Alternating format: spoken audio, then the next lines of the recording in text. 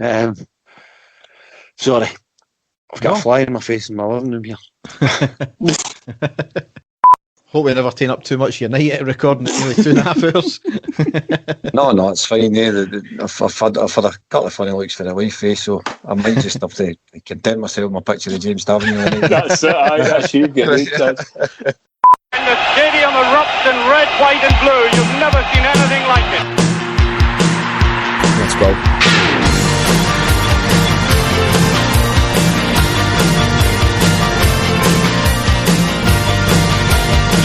Brace yourself. Rangers are coming! Hi everyone, and welcome to the next episode of the iReady podcast. As ever, I'm your host Derek, and with me is my co-host Dave. How are you doing, Dave? I'm very well, Derek. How's you, mate? I'm not bad. I've just finished up for 2 weeks annual leave, so... 2 weeks at annual leave to sit in the garden, eh? Exactly. Unlike you, when you go on your annual leave, it's like holidays galore. Oh, don't, mate, don't. I'm still in mourning because I can't get anything booked, and my wife's worse than me, you know what she's like. So, no, it's still a bit of a nightmare. She got a bit of a dissy today when she was actually sitting looking at flights today and saw ones for Tenerife, and she's like, oh, that's cheap as anything for that deal. And then, you know, we go and check, and that's still one of the countries that were quarantined. You've got to go into quarantine when you come back. I says, that's the whole reason that the flights are still incredibly cheap. So, it's a bit a downer in the household at the moment because we can't get anything booked. But what can you do? My heart's pumping shite for you. But anyway, less of the holiday talk because we've got a special guest, Dave, haven't we? Yes, we certainly have, Derek. We've got a man that I've known for many, many years. Another part of the Grangemouth contingent of Rangers supporters who you can hear on the airwaves or through social media and things like that. We've got from one of the newest Rangers fan groups on Facebook, Fear No Foe, we've got Mr. Craig McCrimmon. Craig, welcome. Thanks, guys. Thanks very much for having me on. Derek, thanks for having me. Dave, very good to speak to you as usual, my friend. That's quite a build-up. It's not what I expected for a wee guy that used to sit up the back of the Grangemouth Rangers supporters bus, picking my nose, you know what I mean? But I'll try and live up to the expectations there. I'm sure you'll be fine. I was enjoying your holiday chat there, and I'm looking forward to seeing you on Facebook standing in a queue because of COVID with a Kylo Ren mask on at Disney Hollywood Studios. That should be good. I'm looking forward to that. Is that just because it covers up my face, mate? Is that what it is? I'm just worried if they'll get one to fit your head, my man. You know? I have no chance of that, no chance. Dave, I like him. He's coming back because he takes the piss out of you straight away. So. Listen, when it comes to holidays and going to Florida, he's someone that can rival me in that part. So I can't say anything about going away on holiday all the time because I don't believe it. If it's no my pictures that are on Facebook being over in Florida and being on holiday, then it's Craig's that's on there. So he can't say much to me about that. Yes, well, we've got a few bits and pieces to talk about tonight. We've obviously got the 3 games, the draw against Livingston and the 2 wins against Kilmarnock and Hamilton. And we've got a lot of other Rangers news as well to talk about, certainly developments within the stadium and around the surrounding area. Craig, do you want to let us know what your fan page is all about?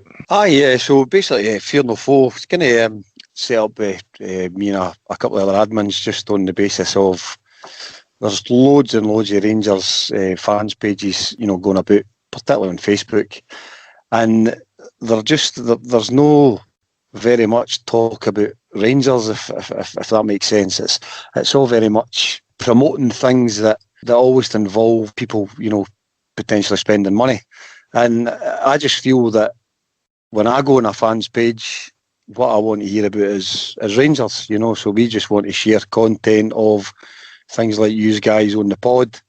Somebody might not have heard already. Let's share the link. Let's see if we can get a few new listeners. And we'll do the same with other media that's out there.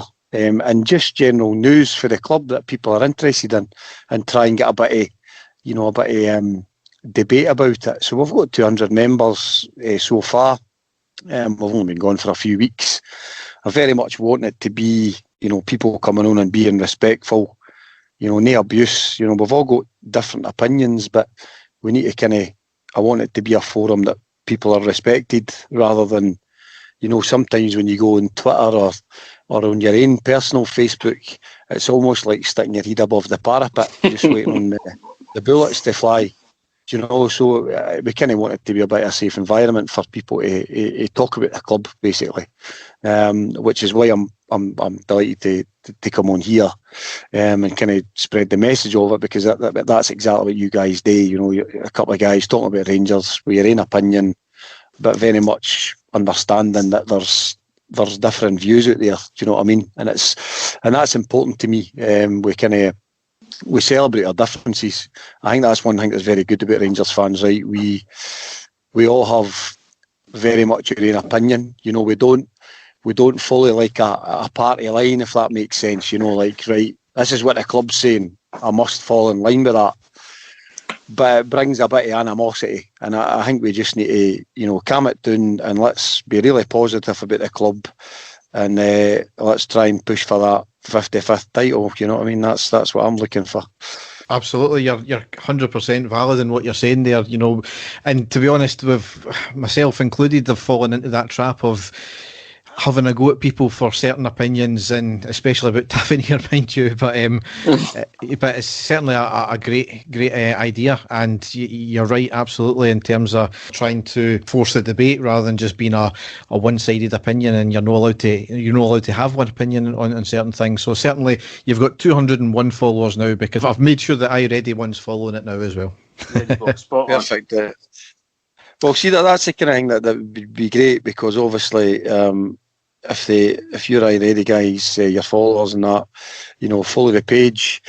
As I say, it helps to kind of spread your message. You'll have listeners that are dedicated every week, and they'll actually spark a bit of debate about your pod, which, you know, hopefully will spark a bit of intrigue amongst, you know, guys that have not listened to it before. You know what I mean? So that's the whole idea of it. You know what I mean? If we can build up your pod, then great. And if we can get a few more followers that, as I say, just want to talk about the club and actually respect each other's opinions, then great. That's what it's all about for me.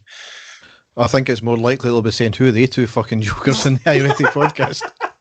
It's usually, as Derek says, it's usually the vast majority of abuse we get is because of our opinion on James Tavernier. So we'll be asking your opinion about him later on as well, Craig, just to see what kind of reaction that you get. So. Well, I look forward to the James Tavernier debate. I've certainly got an opinion for you on that matter.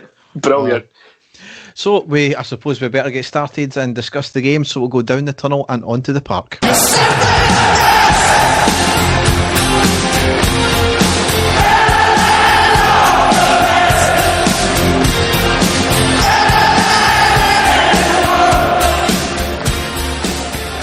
So, as I said, the first game we've got to cover was Sunday, the 16th of August. It was away to Livingston, and we drew 0 each. Disappointing is not even beginning to describe how we felt after that game, is it? Definitely, Derek. It was one of these games. I actually tell you, I had a feeling that it was going to end up like that. And as soon as I saw that Dylan Dykes wasn't playing for Livingston up front, I thought they are just going to completely shut up shop, totally. And then, you know, when I was watching the game, actually sitting watching, you know, a back six, which I don't think I've seen in Scottish football, even against Rangers, in a very, very long time. It was really, really poor by Livingston, but at the same time, I was more disappointed with the fact that we couldn't break them down. I think that was the most frustrating thing. But I don't know what your thoughts were as well, Craig. Did you have a feeling it was going to be the same sort of difficult match? I think frustration is I think that's the word, eh? I mean, that's how you kind of left the game. I think, you know, watching it from my point of view, there's enough in that starting lineup that we've put out to win that game. The disappointing thing was that just that kind of inability to break them down. You know, it's something that we've seen before. You know, when teams they sit in, you know, you hear about this nonsense all the time about things like, you know, low blocks and all that carry on. Basically, it's just a team playing defensive. It's almost like how we played going through the UEFA Cup run. But we should have had enough with the likes of, you know, Hadji, Morelos, Kent to break them down.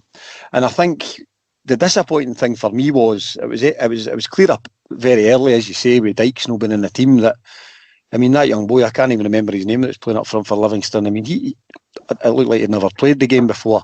So they were effectively playing with every man behind the ball, and we are sitting with, two sitting midfielders. And out of two sitting midfielders, it's probably the two that are the least mobile, and Kamara and Jack. And we were never going to break them down. So it's all very well having Hadji, Morelos and Kent up top, but if you're not getting the ball to them, it's completely pointless, It was very, very frustrating. It was very frustrating, aye. Do you have any highlights to share with us, Derek? I've got a few. Certainly Dylan Dykes wasn't playing. Lyndon Dykes wasn't playing either, Dave. Sorry. You knew who I was talking about. I didn't know what he's saying in there. I'm just on. I was the one to get chucked over for 5 minutes. Craig, fire away, mate. If I make an ass of myself, please let me know. No, you know who I mean. And Dylan Dykes, he's a fantastic player as well. Whoever he is and whoever he plays for. So. Well, we made two changes from the game against St Johnstone. Arfield was in for Aribo, who picked up a knock in training. Helander came in from Balogun, who picked up a knock in the game against St Johnstone as well. AstroTurf Park, as we knew, Jason Holt was playing for Livingston, so a return for him. Tom Miller was back in commentary. Apparently, Clive Tilsley only does games that are not on Sky, and there was no crowd noise as well. But anyway, we lined up McLaughlin, Tavernier, Helander, Goldson, Hadji, Jack, Kent, Kamara, Morelos, Barisic and Arfield. On the subs bench we had Firth, Bassey, Edmondson, Davis, Itten, Patterson, Barker, Stewart and Roof. First 5 minutes were really kind of both scrappy from both teams. We then eventually got a bit of the hold of the game. In the 10th minute there was some lovely interplay in midfield, working the ball from the centre to the right, cross in from Tavernier, overhit, but Hadji tries a sideways bicycle kick, but the defender gets in the way and just gets in the ball. Moment of controversy again, 2 minutes later. It was a corner in, the ball comes out to Kent, outside the box, where it's an absolute rocket of a shot, off the foot of the defender and bounces up and hits his outstretched hand. It was only cleared to Hadji, who had a shot, but it went wide of the post. Absolutely, it was a penalty for me. Andy Walker, as usual, claiming there was no way it could have been given a penalty. I'm pretty sure Michael Stewart was rambling about some sort of biomechanics thing, but did you see that as a penalty? I think at the time, Derek, we both sort of text each other. I think I text you at the same time and says, is that no a penalty? So sort of instinctively I thought it was at the time. But I think the way that everything went on, as you say, straight away, Hadji has the shot. So there wasn't a lot of people had appealed for it. And I thought to myself after that, oh, well, obviously it wasn't as clear. But certainly when you look back on it, it clearly struck his hand. So, the laws are, if that's the case, it came up. But, absolutely no surprise to me that Andy Walker says that it wasn't a penalty, you know what I mean? So what was your view on it, Craig? See, during the game, watching it, kind of what you're saying there, Dave, when Hadji gets the shot away, it kind of diverted my attention for it, do you know what I mean? And it was only, it felt to me like one of them where, it gets replayed 2 or 3 times and then you're going, oh, that is a penalty. I can see in real time, why it wasn't given.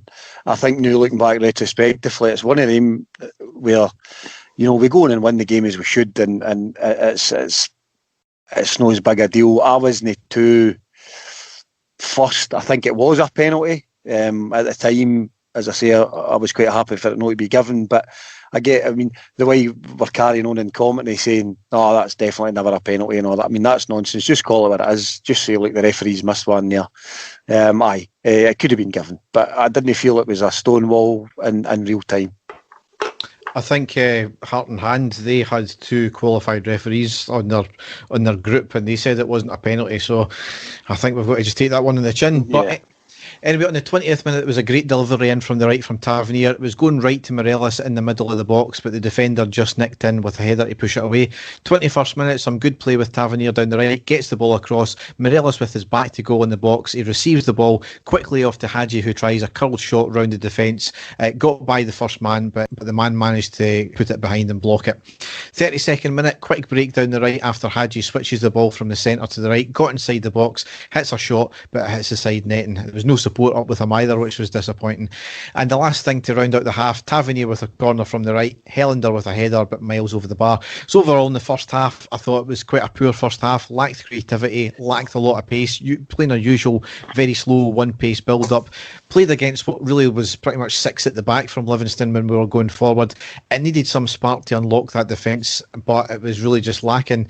And it was all about the pace for me. We're quite happy with the slow build-up. It allowed Livingston to regroup and it almost telegraphed the way we were going to do our attacks.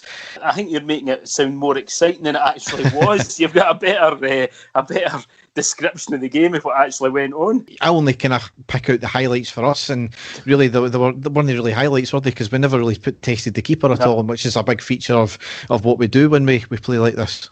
I think there was a couple of instances for me where, and we just didn't exploit it. I think you're right. We're sometimes we can be too, slow in possession. There was a couple of times where Arfield kind of early, tried to make some sort of positive, runs, particularly down the kind of inside right type channel, and it gave them a wee bit of bother. We never got shots off or such about it, but it did give them something different to think about. Somebody kind of directly running through them, and I think sometimes, we do need to vary it a wee bit. I'm sure we'll talk about it in some of the subsequent games to come, but it does give other teams something to think about. When it's no going your way, I think we could mix our play up a wee bit more. We've got a varying armoury. Do you know what I mean? We didn't need to play in that same kind of start at the back, play it to the two whole midfield players. Put it out wide.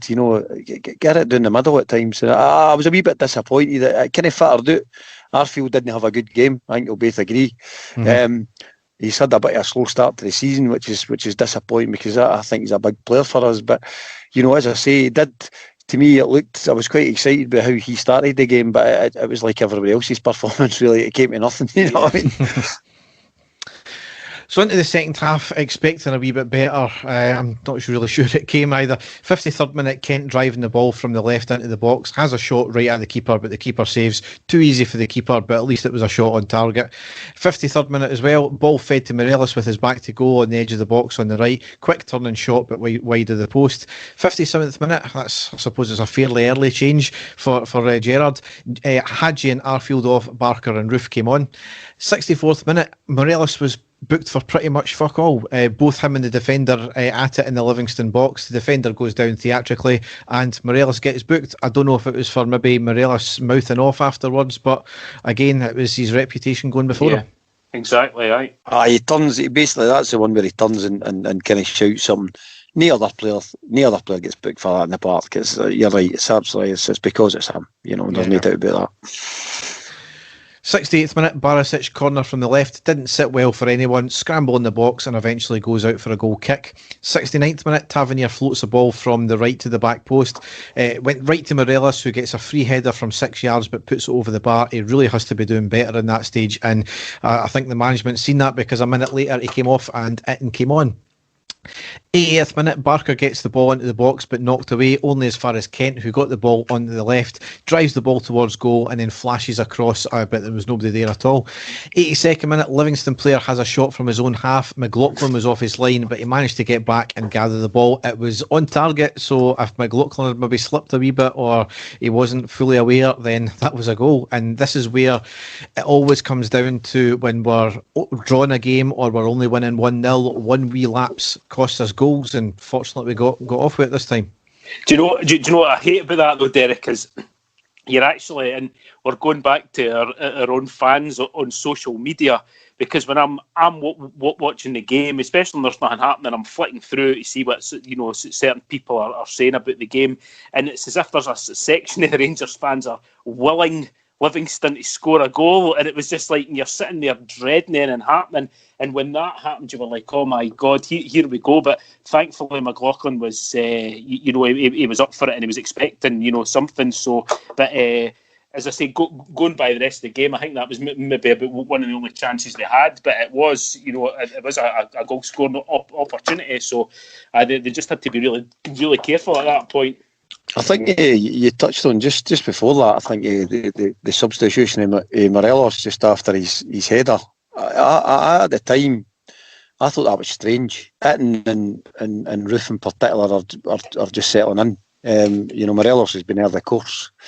And that was really the first chance we created for him. He had a wee half chance. But so, he should have scored, but when you're feeding off scraps, and we just were potentially starting to get a bit of momentum and maybe create a few chances. And to me, my frustration on the game was I felt we subbed the game away, taking Morelos off. I don't think that was the game to be chucking it in to try and turn it.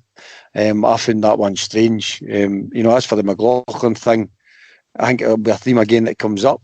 He was alert. He's been quiet in the game, and there was plenty of scope for that to turn quite embarrassing, because it was definitely going in net. I thought it was very good play for the goalkeeper, and quite heartening that playing for Rangers, you will have periods where you're not doing anything, and when you're called upon, you need to do the business. And again, very good for that point of view.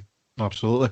84th minute, Barisic with a free kick from 27 yards on the right side of the goal, up and over the wall. Keeper makes a great save to tip it onto the bar, rebounds out, keeper still diving, and he clatters off the post, and the ball hits off the post again and out for the corner. So we actually thought that this was going to be another Barisic free kick that was going to get us out of trouble. Really unlucky, great technique, some great keeping, and just a bit unfortunate with that one. But we shouldn't be relying on a free kick in the last 6 or 7 minutes to win us a game, should we? No, well, I think we're doing sort of big matches, Derek, where we've maybe been really up against it and stuff like that, but certainly not against a team that's putting 10 men behind the ball at all times, apart from one opportunity. As I say, I think going back to what we were saying at the start, it was just we were getting more and more frustrated as a support as the game was going on. Really hoping that we could find a spark somewhere, but it wasn't coming at all. I think certainly with regards to the Barisic, free kick, I think there will be games like the season where we are kind of relying on that wee kind of bit of magic to spark something. But I think the theme again with regards to Barisic's free kick is like, we've took that long to generate a free kick, get a foul and then around the box. It's that thing I was talking about earlier. It's like, right, the way we were playing was perfect to Livingston. They were set. They were comfortable, so they weren't getting anything to think about. And these wee free kicks and fouls around the box and that come off of just a wee bit of spark and a wee bit of imagination, and you pepper the goal with these teams, and they're going to cave. And I think that was a frustrating thing, when you're grasping, 5-10 minutes left, praying for that wee half chance. I think that's where all the kind of hysteria came in the aftermath of the game, because we have seen it, before. And it is a worry, it's at the back of your mind all the time. And I think that's where that tension comes amongst the support is, oh, here we go again, And Dave's talking about everybody's scrolling Twitter, waiting on Livingston scoring because we've already got the tweet composed, and it's how we change that, I don't know. I think there's been a wee bit of positive signs the last couple of weeks, right enough, but I take it in isolation. I think it was just a bit disappointing. It was just an all-round poor performance. Let's call it what it is, and I think it was a poor performance for the dugout as much as on the park. I think we got a few things wrong as a team, and as I say, I don't think the changes that we made done anything at all to affect the game, which was a bit of a concern, because it was a deep bench. There was some quality there, Absolutely. Just to round out the game, on the 89th minute, Livingston had a shot, went just by the post. 92nd minute, good ball going forward. Too many trying to find the perfect angle, ending in Kent having a curling shot by the right post. And on the 93rd minute, Tavernier with a shot, but it was right at the keeper. So we rounded out the game with 1 point. It was kind of, as I said in the post-match pods, we dropped 2 points to Hibernian, never mind Celtic there. That was the more disappointing thing. We obviously made it back up in the next couple of games with Hibs drawn, but it doesn't matter who. We've got to always focus on ourselves, and we never done that in this game. And it was another kind of case in point where we've got the advantage and we shat the bed. Celtic dropping 2 points in the game before, or a couple of games before. We had the advantage with the opportunity to cement, I think it was 11 points. We could have went ahead before Celtic played the game, and we shat the bed. So it was really disappointing that way. I think, see with that we say that, I think it's more, again, I get your sentiment in terms of you take that game, and build it onto what we've seen in the last couple of seasons. And we have had, let's be honest, we've had numerous occasions to build a lead or or enhance our position, and we have sort of blown it. And I think that's where the disappointment comes with that Livingston game. But I think the saving grace for me, try to put a bit of positive spin in it, is that it is early in the season. We are sort of introducing new players, and to be fair, if you look at you look at the team we sent out, you're really barring McLaughlin and goals. That is the guys that have been, as to quote you, sort of shit in the bed. So I think that we've recognised that, and I think we've added, a wee bit different to the squad. Roof's certainly a different option to what we've had before. The guy Itten looks like he'll be a wee bit different. So I think there is that recognition. And I think when these guys get bedded in, I'm a bit more kind of confident that we've got options to actually change the game, not just like a like for like change, but bring in a different type of player. Do you know what I mean? So I think there is a wee element of, I think we should just take this one in isolation and actually trust. I think the recruitment since Wilson came in has got better. I'm pretty positive about our chances this year, whereas last year I was more praying, desperate. All right, and when it started to unravel, the telltale signs were there early. But we've actually looked pretty strong, I think, so far this season. And I think it's just because it's Livingston, it's the plastic pitch, it's a Sunday, it's just everything you hate about football, really. Do you know what I mean? So, really just into the next game, which was Saturday the 22nd of August. It was at home to Kilmarnock and we won 2-0. Now, Craig, you did mention obviously about Morelos in the last game there, and the big issue was that he was completely dropped, not even on the bench for this game. And obviously, everybody kind of thought maybe a part of it has been about the whole Lille transfer. Well, it's a saga now, it's not even a situation. After the game, Gerrard did come out and say, we need players to work hard every single day who are ready and focused on their challenges coming up. If I see people who are not focused or have taken their eye off the ball and are not really, really hungry to get this football club results, I have to make easy decisions, and Alfredo made it easy for me this week. I've picked the players that are focused. I want players who are hungry to be here. I need to see that on a daily basis, players who want to give everything for the shot. To me, that was a damning indictment of the attitudes of Morelos here. Undoubtedly, his head has been turned. He's not really been the same player this season so far. I know I think he's got 2 assists and 2 goals. Granted, the 2 goals came against, I think it was at St Mirren. He's not been fired on all cylinders. Granted, it is early on in the season, but his head has certainly been turned, hasn't it? Yeah, for me, I think there's definitely an element of, I think his head's checked out a bit. I think he is a young player. I think Rangers, and it's difficult, I think, for us to sometimes accept as a progression in his career. I think the whole fact that it has turned into a wee bit of a saga, it is distracting. It was disappointing that he didn't have he wasn't great against Livingston, grant you. And then to sort of to see him bombed all together and to hear the language that he's no working hard. I never like that. You just want your players. Look, everybody wishes a player well. I think we all know Alfredo's going to go, and he'll probably go with everybody's best wishes. But when you're not putting it in, you didn't want it to leave on a sour note. You know what I mean? It's no good to hear that. And if that's the case, I'd be very surprised now with the likes of, as I say, Roof and these boys there, and Aribo just about back fit and whatever. Defoe knocking on the door again. I'd be very surprised if this saga doesn't reach a conclusion, which is Morelos leaving. And unfortunately, it's no ended great. It's all been a bit sour. We didn't win anything with the team, and it's a wee bit sad. But when your manager comes out with public comments, you've done wrong. You know what I mean? Yeah.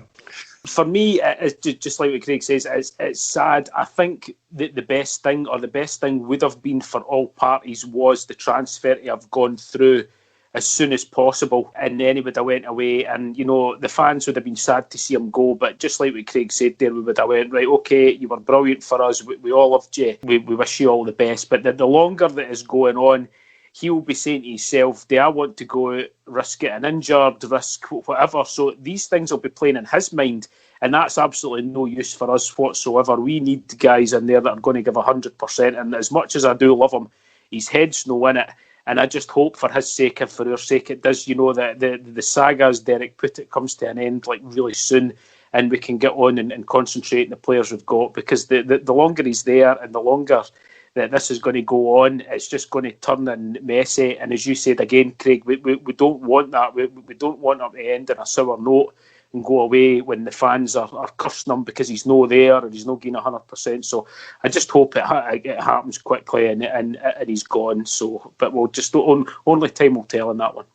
Yep. I think the one for me there, just to very quickly on that. See the thing about it is it gives you a problem. If Alfredo's there longer term and the transfer doesn't go through, you need to get his head back in the game, because I'm still convinced he would be your best striker. So you're almost thinking then it's got the potential to cause that bit unrest in the squad. Yes. The last thing you want is an unhappy player who is actually a player that would enhance your team.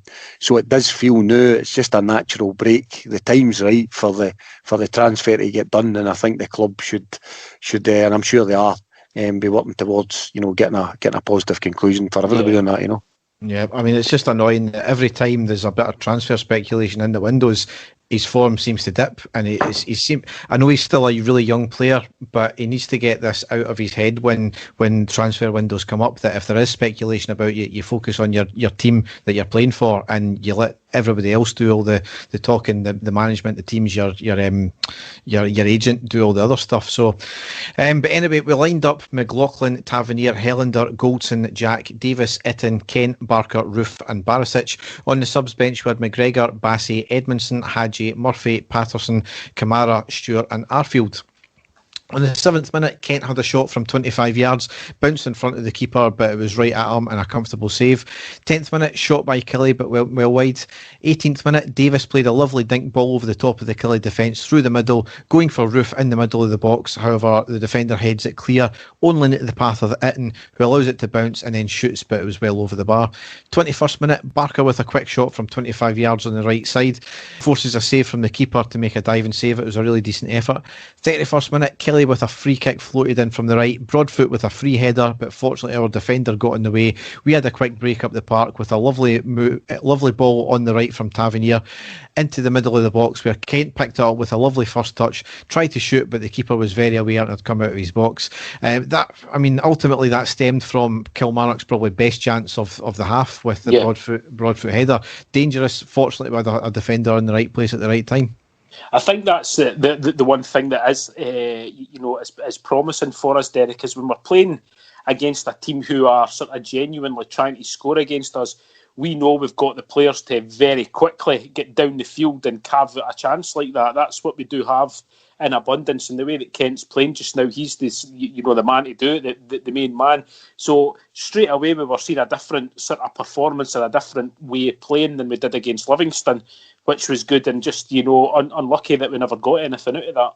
I agree. I think if you look back at good Rangers teams, and that's what kind of heartens me, guys, is that we're looking solid at the back, and it seems interchangeable. Goldson seems to be permanent in there, and then obviously Helander, Balogun and Edmondson, obviously Katic is out of the equation now, but we have got the players that, as you say, if we're solid at the back and teams come out, we can help them. Do you know what I mean? And I think it's coming. I think the signs are good. I think we've got a couple of teams coming up, potentially Dundee United, who actually want to play a game of football to their credit, and I think somebody will get a battering, or they'll be on the end of that. I think that suits us. So it was good, and it's exciting. It gets you off your seat. I don't think any of us thought, we're not going to win this game. You know what I mean? I think it was just mere a matter of time where the breakthrough going to come, and that's how it should be. Certainly every game at Ibrox, One of the most inexplicable things of that whole move, though, was that Itten got a yellow card for having a tangle of legs in the box with the Kelly defender.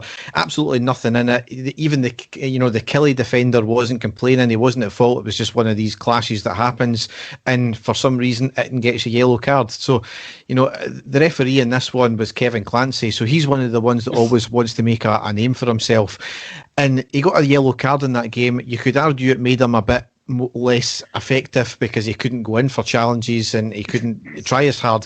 But what's going to be the more annoying thing is he'll pick up a genuine yellow card, or a few more yellow cards down the line probably at some point, and because of that yellow card that should never have happened, he'll go over his point threshold and be banned for a game. So, as much as you think, right, it's just a refereeing error, he's made a mistake, these do have consequences. And I don't even know what the referee and linesman saw in that, and I don't think anybody did as well. I think it was the fact, Derek, that Alfredo Morelos isn't playing here, so I better book somebody.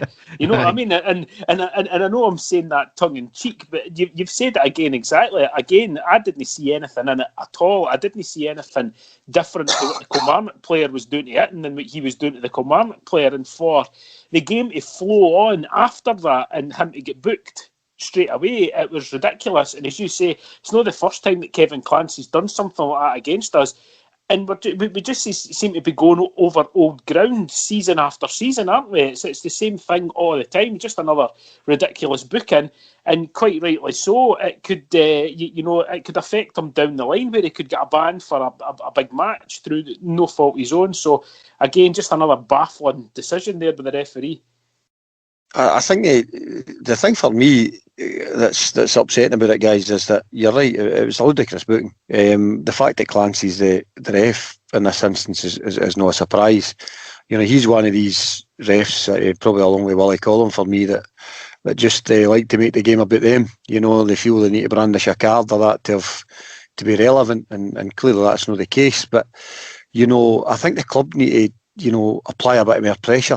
On the compliance officer and that, on these kind of things. What are we to accept that? You might not get anything overturned. I don't even know if that's possible anymore, but certainly we need to highlight it. We need to be coming out and going, look, what was that booking all about? And actually get on the front foot with these guys. I don't like to pay much compliment to our neighbours across the city, but they're very good about painting the narrative with referees before games, and we hope they get the big decisions right, and I know. We hope they're not influenced by the crowd. And you know what? It might irritate me, and it might irritate you guys, but it's absolutely the right thing to do because it works, and we just accept it. We just accept a player having a coming together in a box, and for no other reason than he's in a Rangers jersey, he gets booked. It's incredible.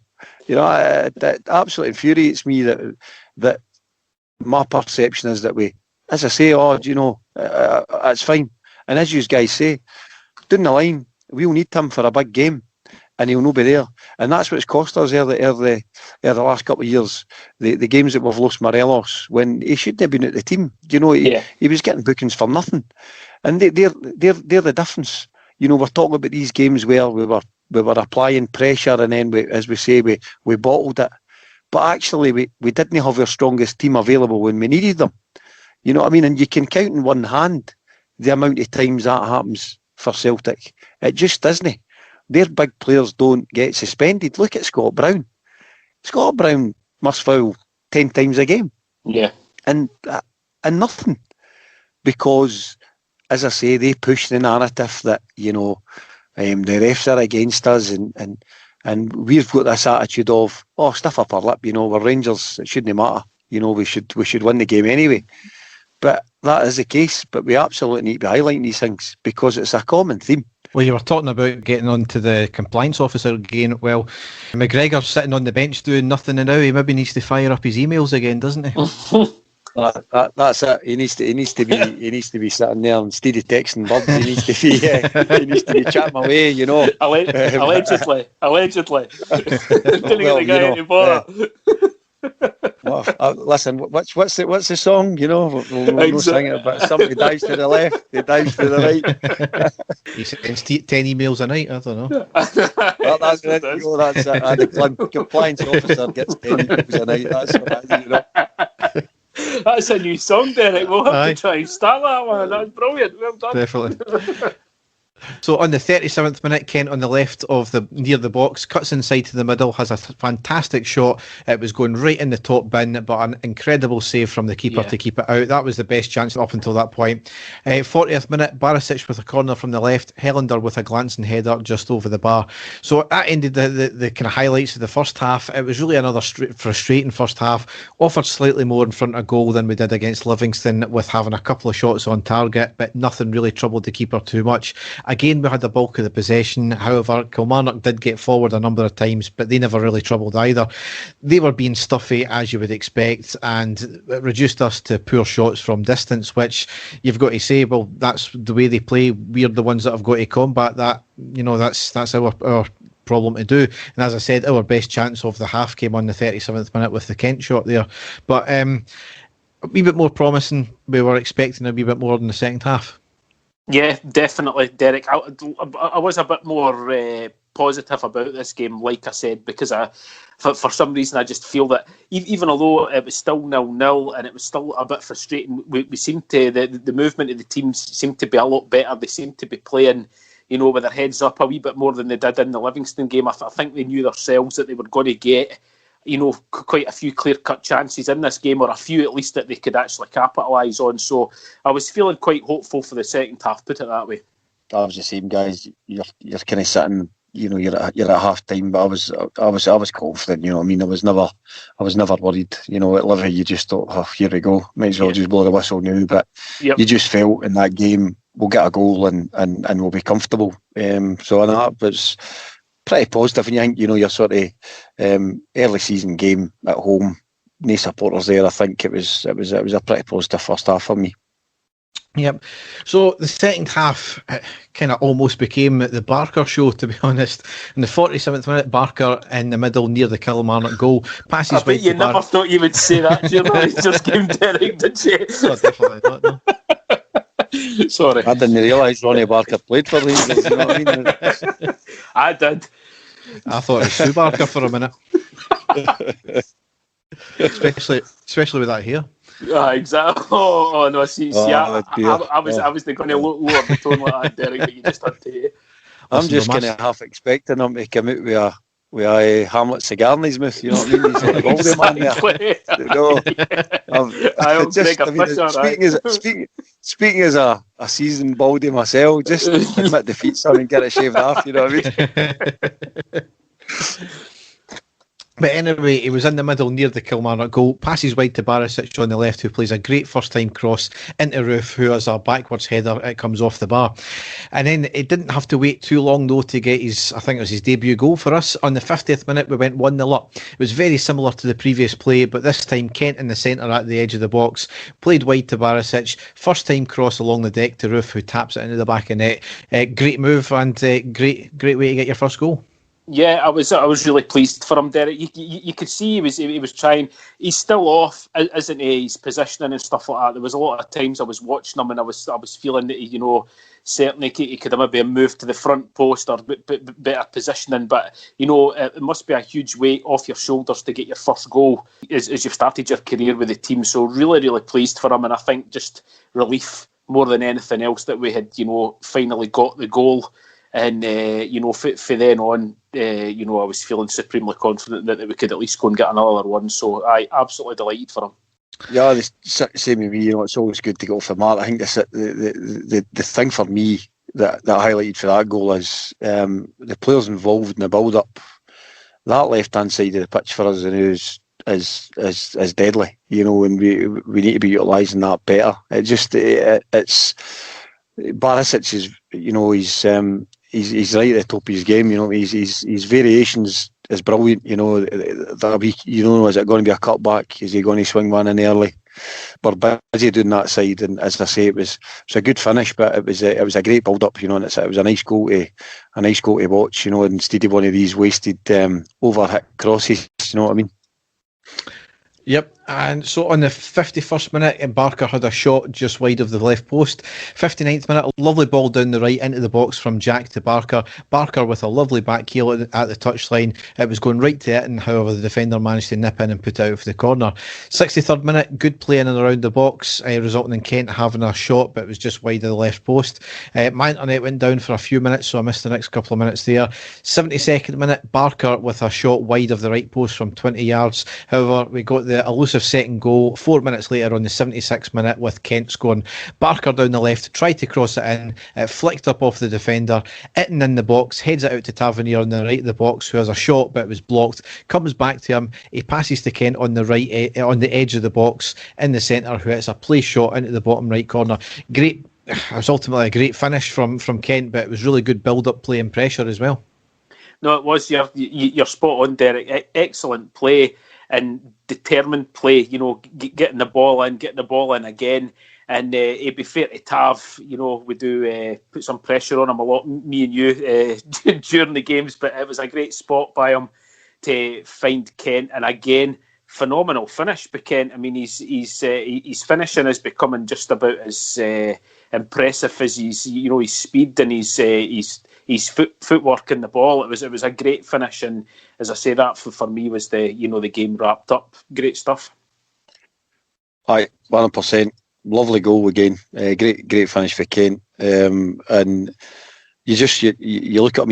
He's starting to really excite now. You know what I mean? There's a lot of pressure on him with the big price tag in that last season, but he's really starting to come into his own. He's becoming a bit of a talisman in the team, and his finishing's great. I can't mind a bad Kent goal. They all seem to be memorable, nice finishes, and long may it continue. You know, to be looking dangerous this early in the season is good. You know, I think there's more to come there as well.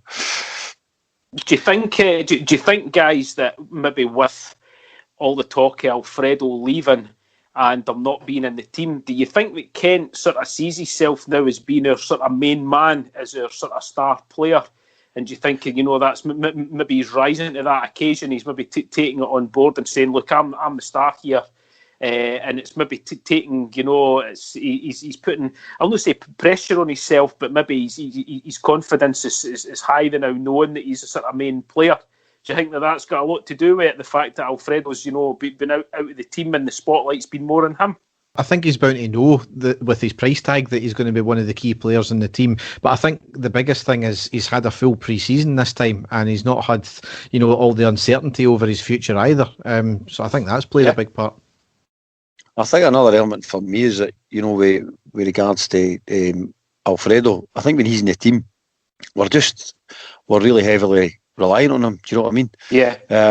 He's almost, when Alfie's in the team, he's key to the way we play the game, and I think with Alfredo not being in the team, it's kind of forcing us to try and play a bit different, and pushing the pressure onto these guys to step up, and they've got the ability. You look at Kent, you look at Aribo.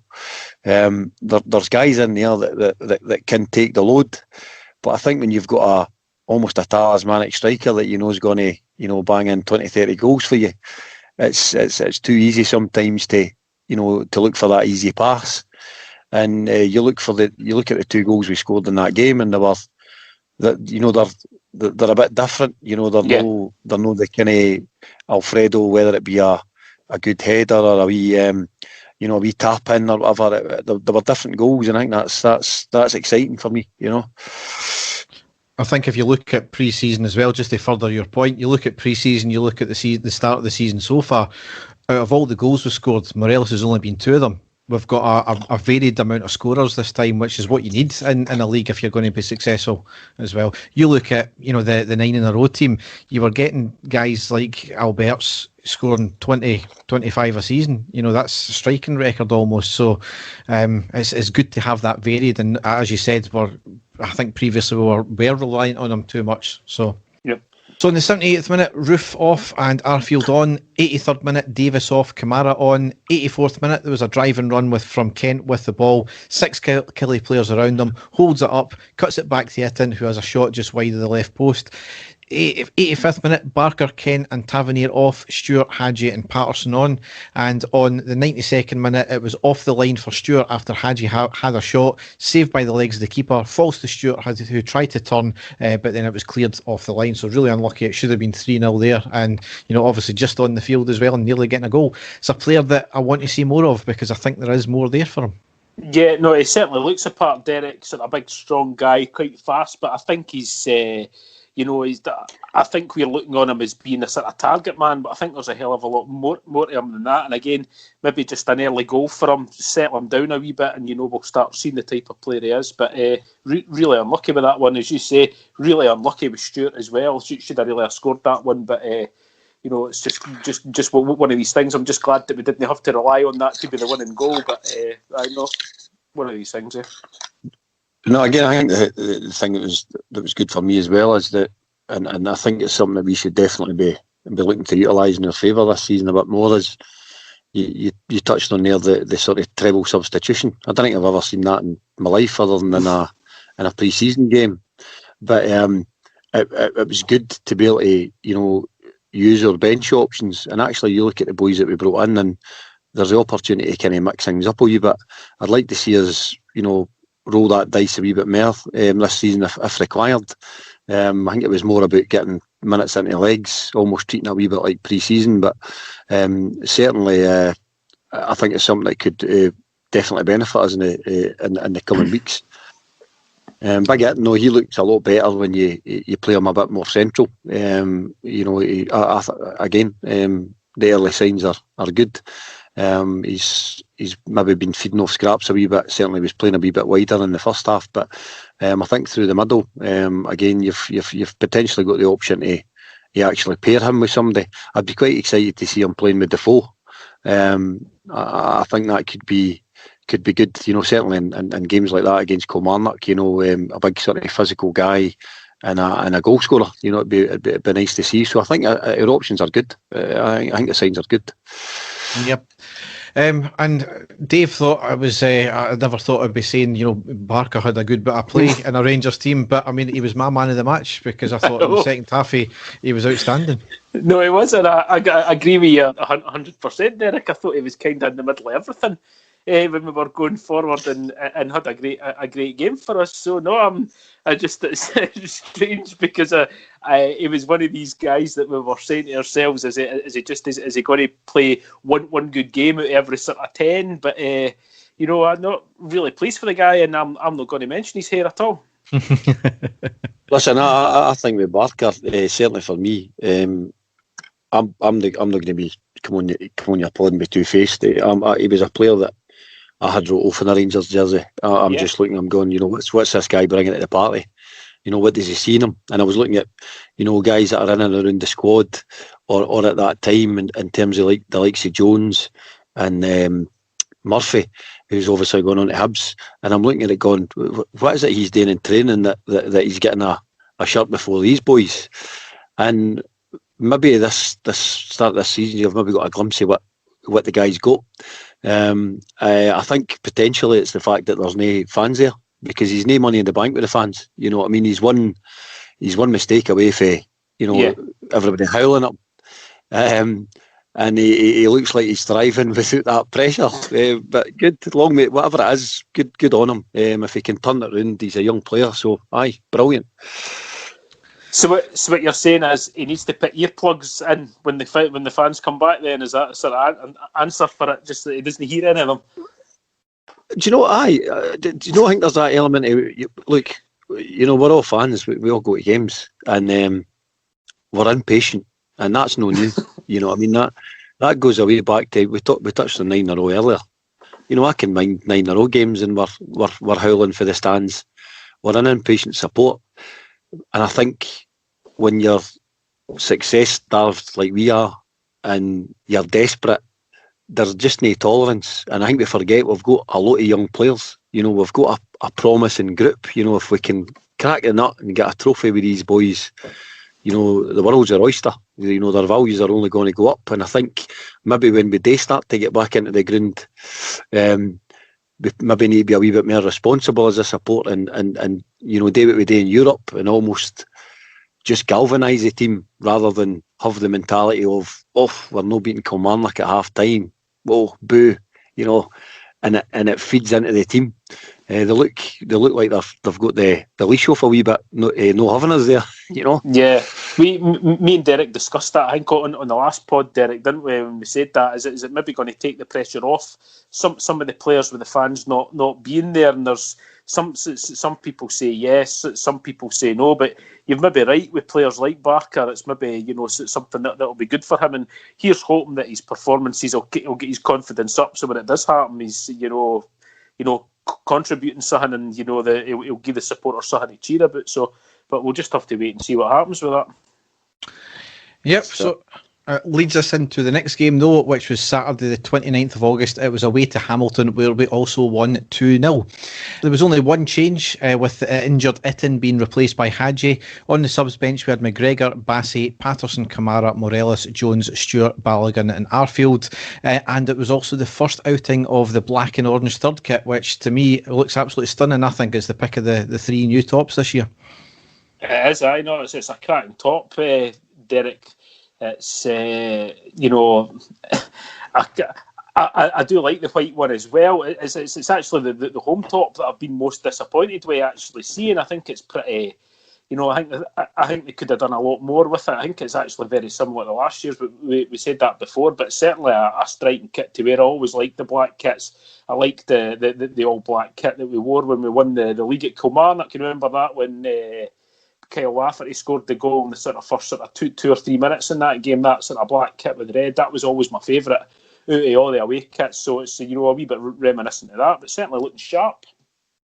Oh, it's a peach. It's a belter of a strip, and the kind of striking orange and the orange socks and that. It's great. It's a nice kit. I'm not too keen on the white one myself, Dave. I think it's a wee bit bland. It's a nice enough kit. But I really like the home top. I'm more a traditionalist in terms of if Rangers can play in blue, they should play in blue. So I was actually a wee bit disappointed to see the orange kit against Hamilton, if I'm honest. But it is a very nice shirt. But I love the home top. I think the red, white and blue sort of piping on the back and that, it's a proper kind of quintessential British club type kit for me, which is how it should be, Well, we've got a story about the alleged quality or the lack of we'll quality. Speak about that later on, yes. Is yours Turkey or China, In the game itself, though, it was a fairly open first 15 minutes without either side really having any chances. Hamilton were pushing up, which was creating space for us, but we never really offered much. However, on the 15th minute, that did change with Hadji, and we went a goal up. Barisic on the left cuts it back to Davis, who floats a great cross in. Defender gets his head to it to stop Roof getting his head to it, but it was going goal bound, hit off the bar, hit off the keeper who couldn't gather. Neither could the defender, and Hadji was waiting to pounce and hits the ball into the back of the net from about 6 yards. Good goal, good poacher's goal as well from Hadji. It certainly was, and again, I think that's something that Hadji can bring to the team. I think he has got an eye for goal, Derek. I don't like to see him getting played on the wing. I would prefer to see him just behind the striker, because I do think that he will score goals. We've seen that in Europe as well. He was able to get forward, but no, it was great. Anticipation for him, and it's something that I think that we've been missing as well. Is just somebody just to prod the ball home, and thankfully he was there. And I actually thought that would maybe spur him on to really get into the game a bit more, but no, just pleased that we scored earlier on, and pleased for him that he scored as well. No, it was good. It was good for the player. I think he's been a wee bit off this season, and again, he's probably one that a lot of expectation gets lumped on, and he is young, but no, I think Dave's right. I think he could add goals to the team, but I think definitely that central position, I think, is more key to that. He doesn't look, to me, somebody that's comfortable out on the wide. He's no really one that'll, take it down the wing. He is always more looking to get inside and get shots away. And I agree. I'd rather see him in more in that central position. I think we've got other players that are more comfortable out that wee bit wider. I think he's the they call it the 10. I think he's the guy that I'd like to see getting a sustained run there. But the goal's important for to get him up and running. You know, I mean, he looked like he was struggling for a wee bit of confidence. So hopefully that'll fire him up. You know. Yep. But anyway, we went 2-0 up on the 19th minute with Tavernier getting a goal, and it was pretty kind of similar tap-in type thing. Kent driving the ball down the left, it cuts back inside, it has a lovely curling play shot on the edge of the box on the left, forcing the keeper into a great dive and save. However, he spilled it right into the path of Tavernier, and inside the 6-yard box, he hits it into the back of the net with a simple tap-in. So good awareness from Tavernier as well. Yeah, and he's usually, he was forward, but we're not used to seeing him that close into the goal, so he must have fancied it. He must have thought there was something going to come off. But just great to be 2-0 up so early on, or so early on in the game, and really just expecting us to, steamroller over the top of them and get a few more after that. But unfortunately, that wasn't to happen. But maybe the players sort of relaxed a wee bit after that, Derek, because it was two early goals. But again, we'll speak about Tav later. But pleased for him that he scored his goal and got the second for us. Yep. I'll hold my Tav point for later, but certainly again. And hopefully I can bring some different opinion there. But certainly.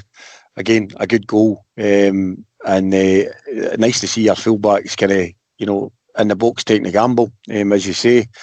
And again, just a wee bit frustrating. You're thinking, right, good, we'll go on and we'll get a barrel load. But again, I think we need to just take stock. It is still early. I think the positive signs are there. I think as the weeks go on, if we continue to start games in that vein, I think we will start to rack the goals up as the guys got up to speed, On the 23rd minute was a lovely move, Hadji and Kent linking up with a 1-2, and then with the 2 part of that, Kent with a dink over the defender into the box on the right hand side for the on-running Hadji, who has a shot, but the keeper narrowed the angle and made the block when the shot came. 27th minute, a long ball from Jack to Kent on the right side of the box. Kent going at full pace, got a shot off, but it was high and wide.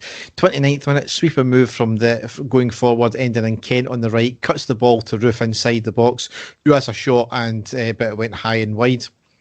31st minute, Hamilton had a shot outside the box, deflected off the defender's leg and right into the path of McLaughlin for an easy save. And to round out the half, Kent on the left cuts inside and has a shot from the edge of the box right at the keeper, but had to take 2 bites at it because it was hit with pace. So going into half time, 2-0 up, got to be fairly happy with that. Clean sheet so far, 2-0 up. Just a wee bit maybe disappointed that we never maybe went 3 or 4 up. Exactly, Derek. I can't say any more than that. Pleased with the early goals and feeling confident for the second half. Right, you've captured that perfectly there, Derek.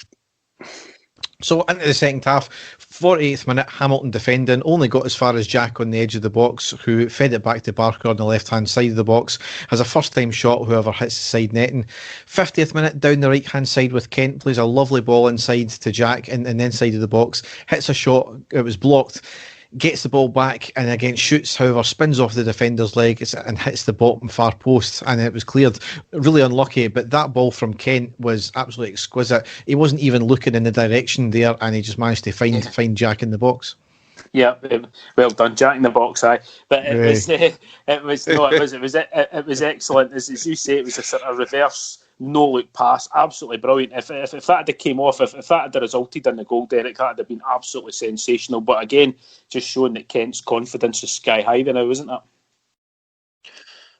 I know. I think totally that he's trying things and they're coming off. I think you seen him last season. He was trying things and you could see him looking down and beating up on himself.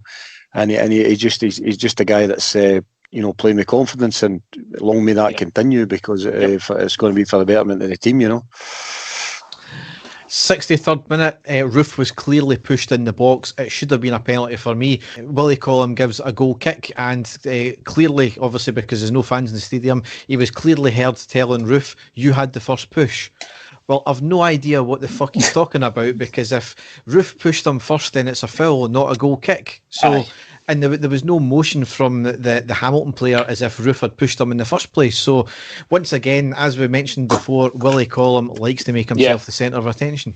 Exactly. It's and again, it's just we're kind of half expecting it now, aren't we? But as you say, absolutely ridiculous again, and the players must get frustrated as the supporters do as well when they get decisions like that against them.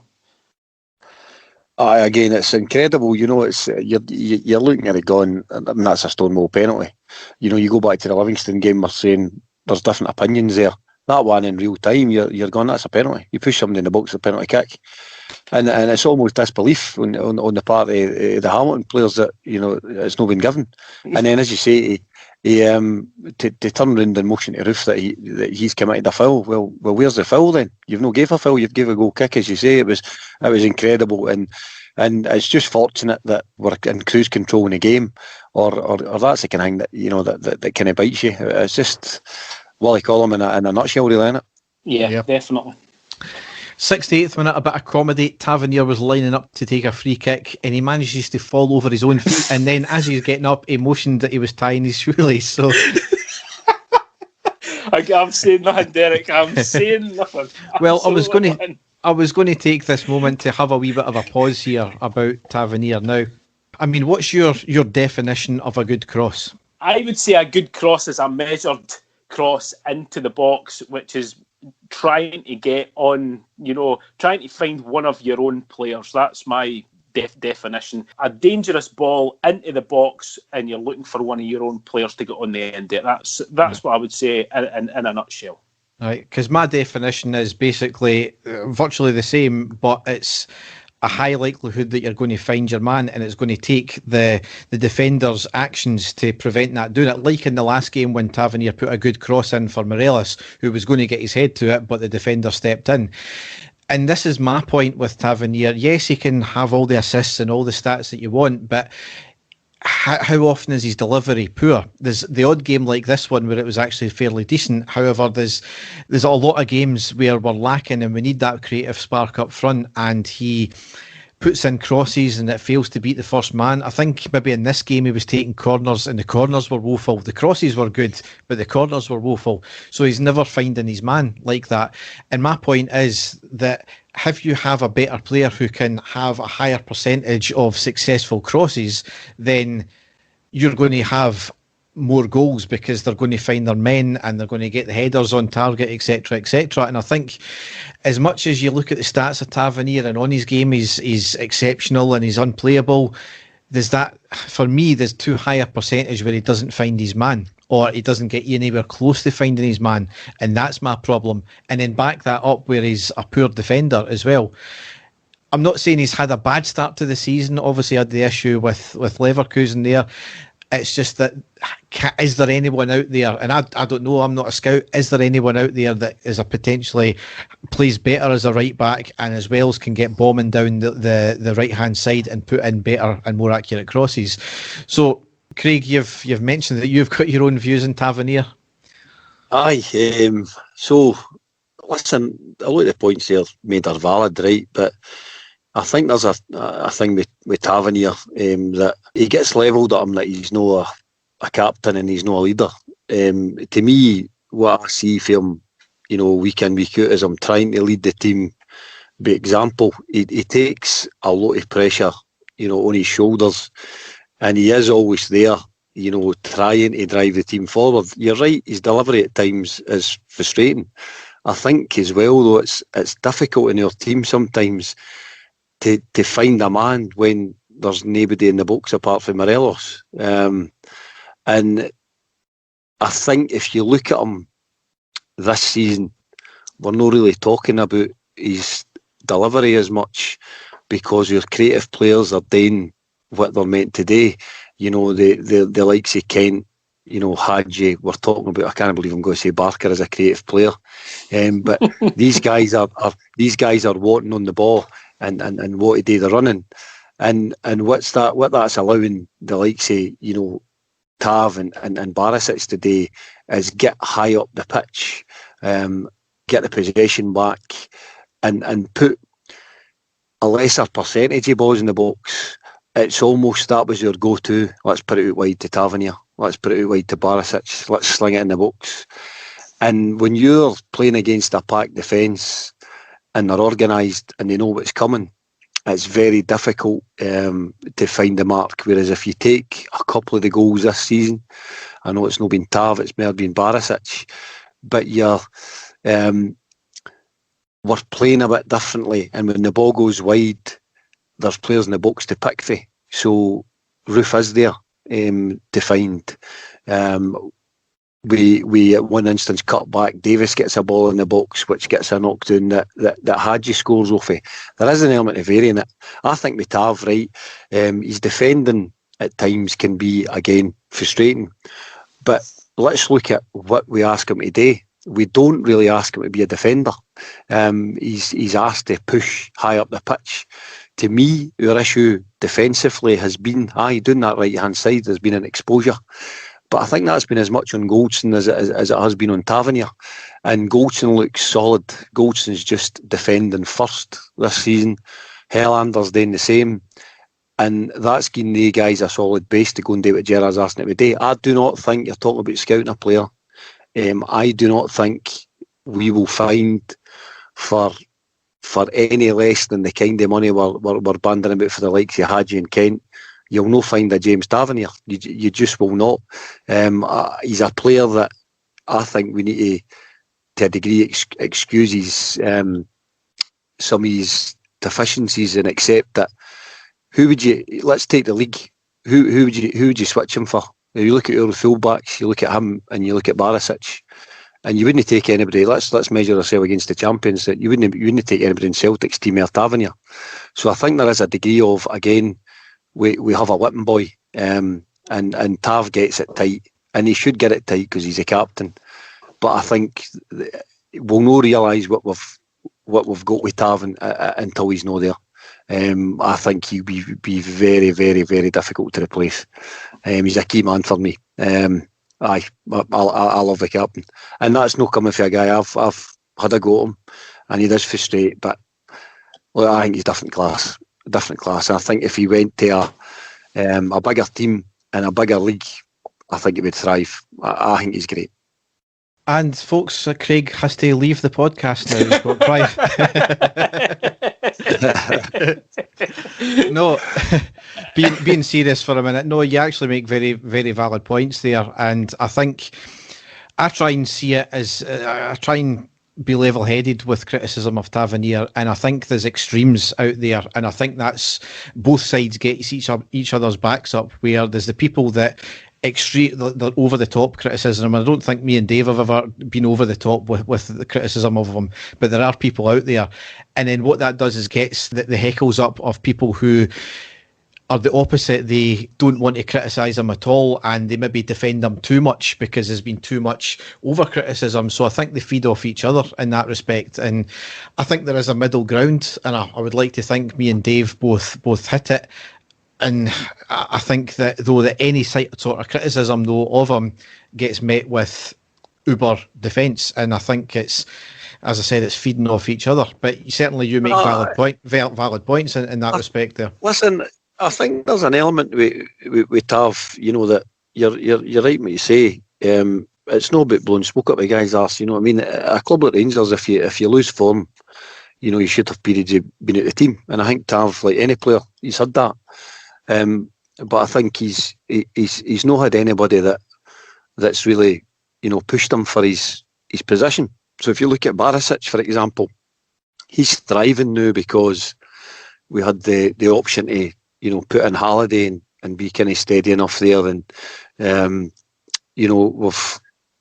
what's the I forget his name, the wee Scouse boy that's away, John Flanagan. Flanagan, and we had him that could go in and play at left back, and it took Barisic a wee while to find his feet. Whereas we looked at Tav as the captain, and as I say, there are times where I think he would have benefited for Gerrard being able to pull him out, and we've just not been able to do that with him. And if you look at any other player in the team, they've had probably the exception of Goldson, to be fair, and obviously McGregor until very recently. The guys, they have an element of being able to just come out the limelight a wee bit. Morelos maybe just a wee bit off form or a wee bit in discipline, and you put Defoe in. There's no been that confidence to take him out, which hasn't helped him. Whereas now you're looking at the young boy Patterson, and if Tavernier was to get injured tomorrow for 2 or 3 games, you'd be quite comfortable with him in the team. And I think that's it. That's a big step change for us this season. We've got genuine kind of competition for places, and I think with Tav, there's no other right back in the country as in the books for a kind of a goal in that kind of manner, and that's how we ask him to play. But certainly, I think the games he can get exposed defensively are sort of the kind of European ties. But again, there's a wee bit of an element for me of we need to sometimes remember our level. You know what I mean? We're no dealing with players anymore that we're going to come on to soon with the likes of your Brian Laudrups and that of this world. As I say, I think what criticism is due, he should get it. But I'm looking at him, and I wouldn't switch him for anything. And I don't think we can replace him. I don't think we can afford to replace him at the minute.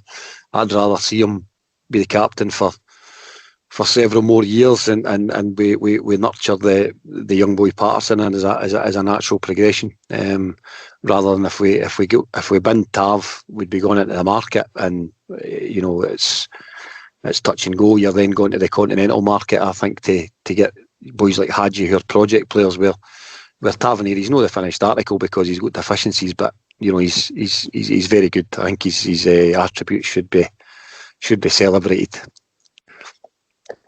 So I'm hoping he's going to send me a signed shirt now.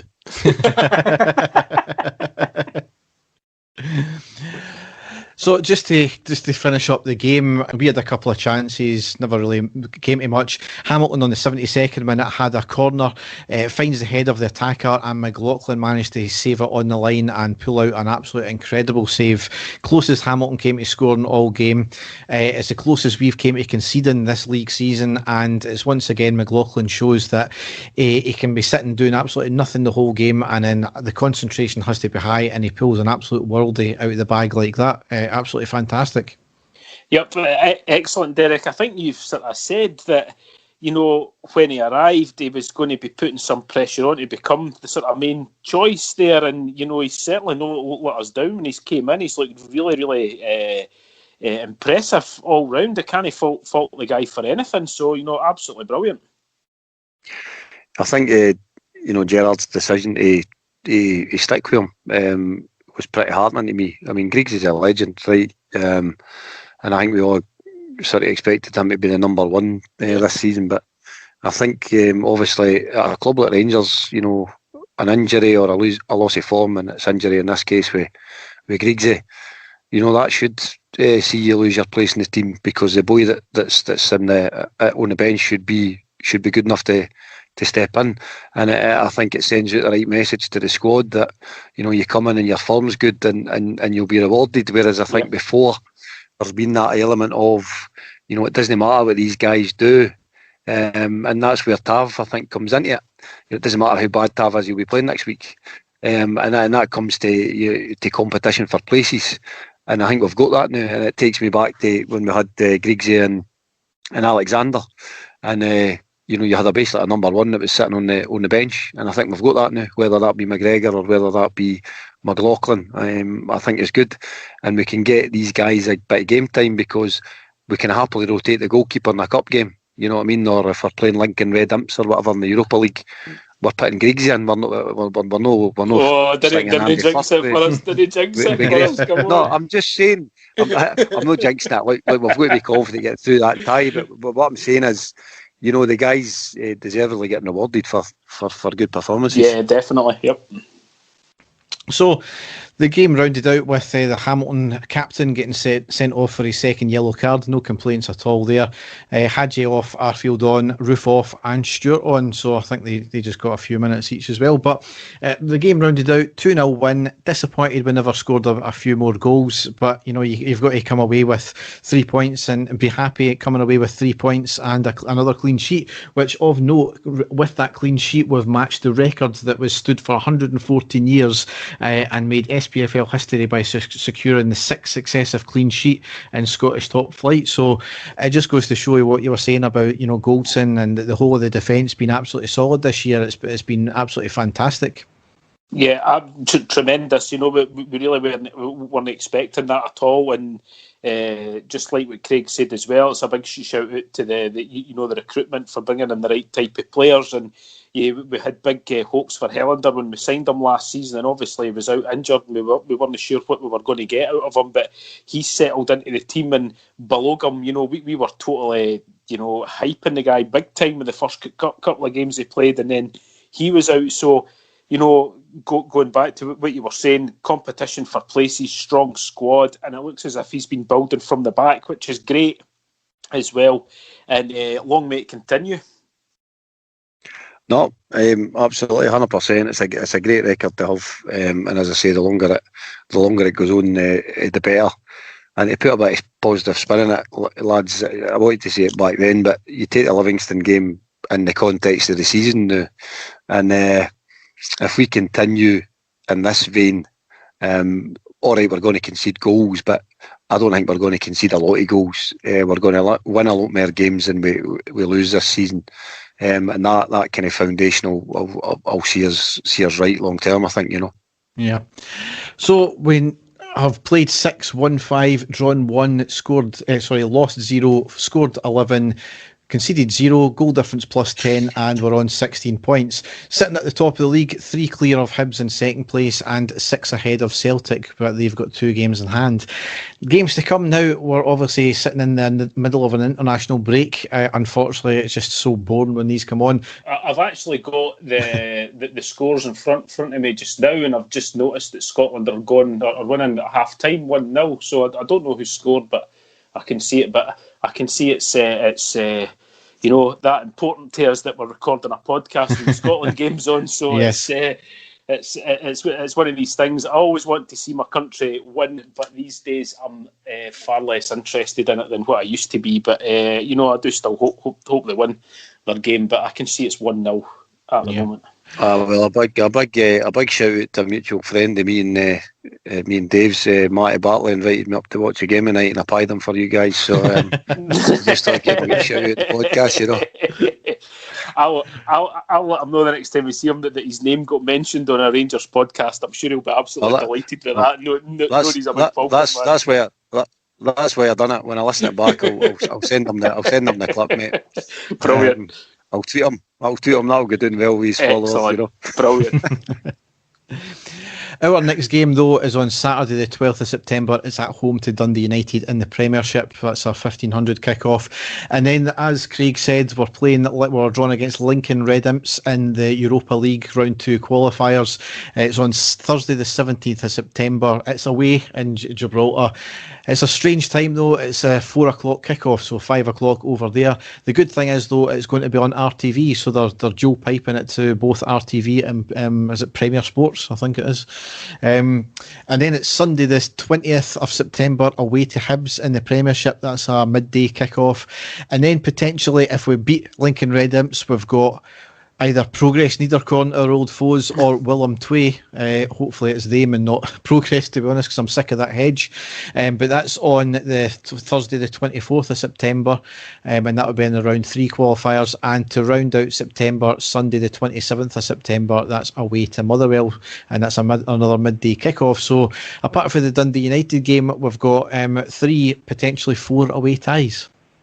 Yeah, that's right. It's going to be, like Craig said, we are confident that we should be able to put away Lincoln Red Imps in that match, and then potentially some tricky matches, as you say, and if away from home, I know there's no any fans there, but it's they are going to be difficult games. I think we just need to take it one game at a time, Derek. We keep saying that I think we just need to look ahead any further than the up and coming match, especially the league games, and then just keep the pressure on. It's all we can do. But just here's hoping that they continue with no conceding any goals, and a wee bit more joy in front of goals in the tight matches. And I'm sure we'll be fine if we work on that. So.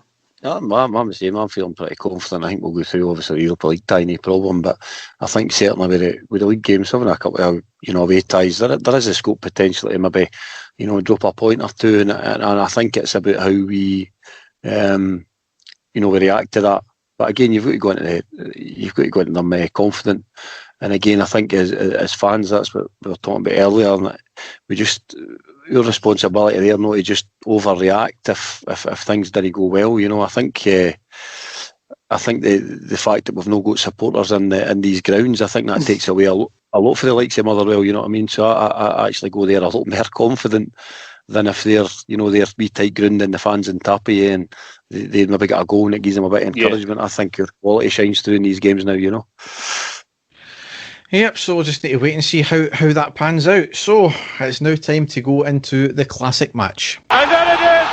The final whistle's gone. Rangers have won the European Cup Winners' Cup. So, following on from Dave's couple of difficult classic matches got me to research, this was another one because it's not on YouTube, it's on RTV, and I couldn't rip the sound easy, so I had to put my phone up to it and record it. So, Dave, you've got another difficult one for us this week, haven't you? Sorry, mate, but I thoroughly enjoyed watching it because it was going back. Craig spoke about him earlier on, my hero, Brian Laudrup, being able to watch him play in this game. It was back in 1997, the 23rd of February 1997, where we took on Hibs at Ibrox.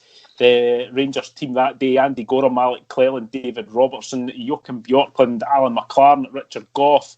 So Rangers playing a 5 at the back there. Trevor Steven, Ian Ferguson and George Alberts in midfield, and up front Gordon Jury and Brian Laudrup on the bench. Eric Bo Anderson, Derek McInnes and Ali McCoist. Hibs team that day, well-known players such as Jim Leighton, Chick Charnley, Kevin Harper, Darren Jackson, Keith Wright on the bench for Hibs. So quite a few sort of well-known names there in the Hibs team. And Rangers going into this game had been undefeated in 23 domestic games at Ibrox. So that is a record that I would love to see us repeat very soon as well. But going into the game, starting off early on, second minute, ball one in the air by Gordon Jury onto Trevor Steven on the halfway line, and a first-time volley pass to the left-hand side of the box to George Alberts, who just strikes the ball perfectly in the half volley. Absolutely sensational. Saved by Jim Leighton down at the post and out for a corner. And leading from the corner, Rangers actually scored their first goal. Gough is well forward. Bricks away again to Trevor Steven, who's making an impact in these early stages. And Jury was almost on the edge of that one. Here's Laudrup. Good challenge going in from Elliott. It's Laudrup again, taking the ball from Cleland. Good understanding between these two. Laudrup again showing great close control. Gough! Rangers take the lead. 4 minutes gone here at Ibrox Stadium. A sensational start by Rangers. And Richard Gough again leads by example. He gets his 6th goal of the season. Laudrup, brilliant play. Gough, powerful header. 1-0 Rangers. The short corner and then a cross in by Trevor Steven. It was cleared only as far as Brian Laudrup. A 1-2 with Alec Cleland on the right wing. Skips past his man to the byline. Puts a cross in and a bullet header by Richard Gough, who was still up at that end of the pitch from the corner. He put the ball into the back of the net, past Jim Leighton. Absolutely no chance. 1-0 Rangers. Perfect start for us. And we kept going after that. 7th minute, Brian Laudrup, being covered by 2 players on the right-hand side, still manages incredibly to beat one of them and put a brilliant cross in. That was charged down for the corner. Absolutely sensational play by Brian Laudrup again. All Rangers at this point. Hibs just can't get out their own half. 18 minutes, should have been 2-0. Laudrup raced down the right-hand side and put in an incredible cross into the path of Gordon Jury. He actually had a miss-hit and it was saved by Leighton and cleared. Really should have scored that one, but really unlucky as well by Gordon Jury. Another great chance. Albert's snapshot inside the box from a clearance. Great save by Jim Leighton out to Davy Robertson. He puts in a cross and Gough heads but a soft header, unfortunately, just sort of skids off his head straight into the hands of Jim Leighton. Then eventually Hibs did have a chance from a cross of Darren Jackson and a header at close range by Harper, but a great reaction saved by Andy Gorham and cleared, still 1-0. Hibs coming back into the game, and they actually hit the post not long after that, a shot for the edge of the box, so living dangerously there, Rangers. But then Brian Laudrup, he's played through one-on-one. It takes it just too wide of the goal. He had no one to aim for. He actually beats his man. Didn't he panic? Beats his man in the byline. Puts her across for Gordon Durie again at the back post, but unfortunately cleared by the Hibs defence. Really unlucky. Brian Laudrup again, absolutely sensational. And then another chance, Gordon Durie just before half time. Another cross by Brian Laudrup. His header saved by Jim Leighton. And then on the stroke at half-time, Brian Laudrup played one-on-one again with Jim Leighton, and he shoots. Ball goes past Jim Leighton. We're expecting it to ripple into the back of the net, but just past the right-hand post. Really unlucky there. Great stuff in the first half. Brian Laudrup in the centre of absolutely everything at this point. And then into the second half, and Rangers were awarded a penalty just a few minutes into the second there. Towards Durie. Again, Hibs don't pick him up. Here's Gordon Durie. Down he goes. It's a penalty. Well, that was desperate defending by Hibernian. They were caught out with that a couple of times in the first half. They really should have cleared that ball. Durie got away from one and two defenders. He brought down. Hugh Dallas had no hesitation, pointing towards the spot. The challenge went in there from Sean Dennis. But Dennis and Hunter have found it very difficult to deal with Gordon Durie during this match. Now Chick Chanley is talking himself into trouble, and that's just foolishness. Gordon Durie's over there as well. George Alberts is standing passively the ball. But a penalty it is, and this could really finish it all off. Well, the first goal came 4 minutes into the first half. It's 4 minutes into the second half. It's Alberts. It's 2-0.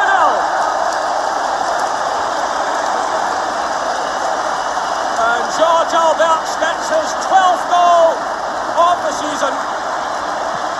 He struck it nicely right into the corner.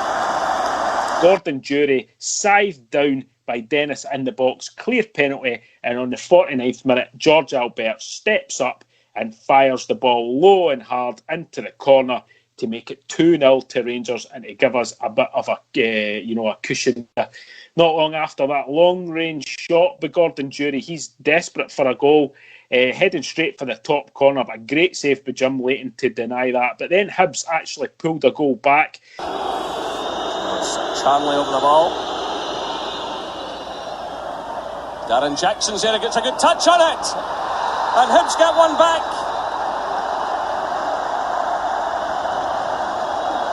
Well, that gives him a glimmer of hope. Sean Dennis was well forward there. Chanley swung the ball in. It wasn't the best defending in the world here by Rangers. Darren Jackson got a good knockdown on it. And Rangers were struggling. And Sean Dennis was there to swindle it over the line. It was pretty poor defending by Rangers, considering they had three central defenders playing. It's a bit of a goalmouth scramble, and it was a header that was put in.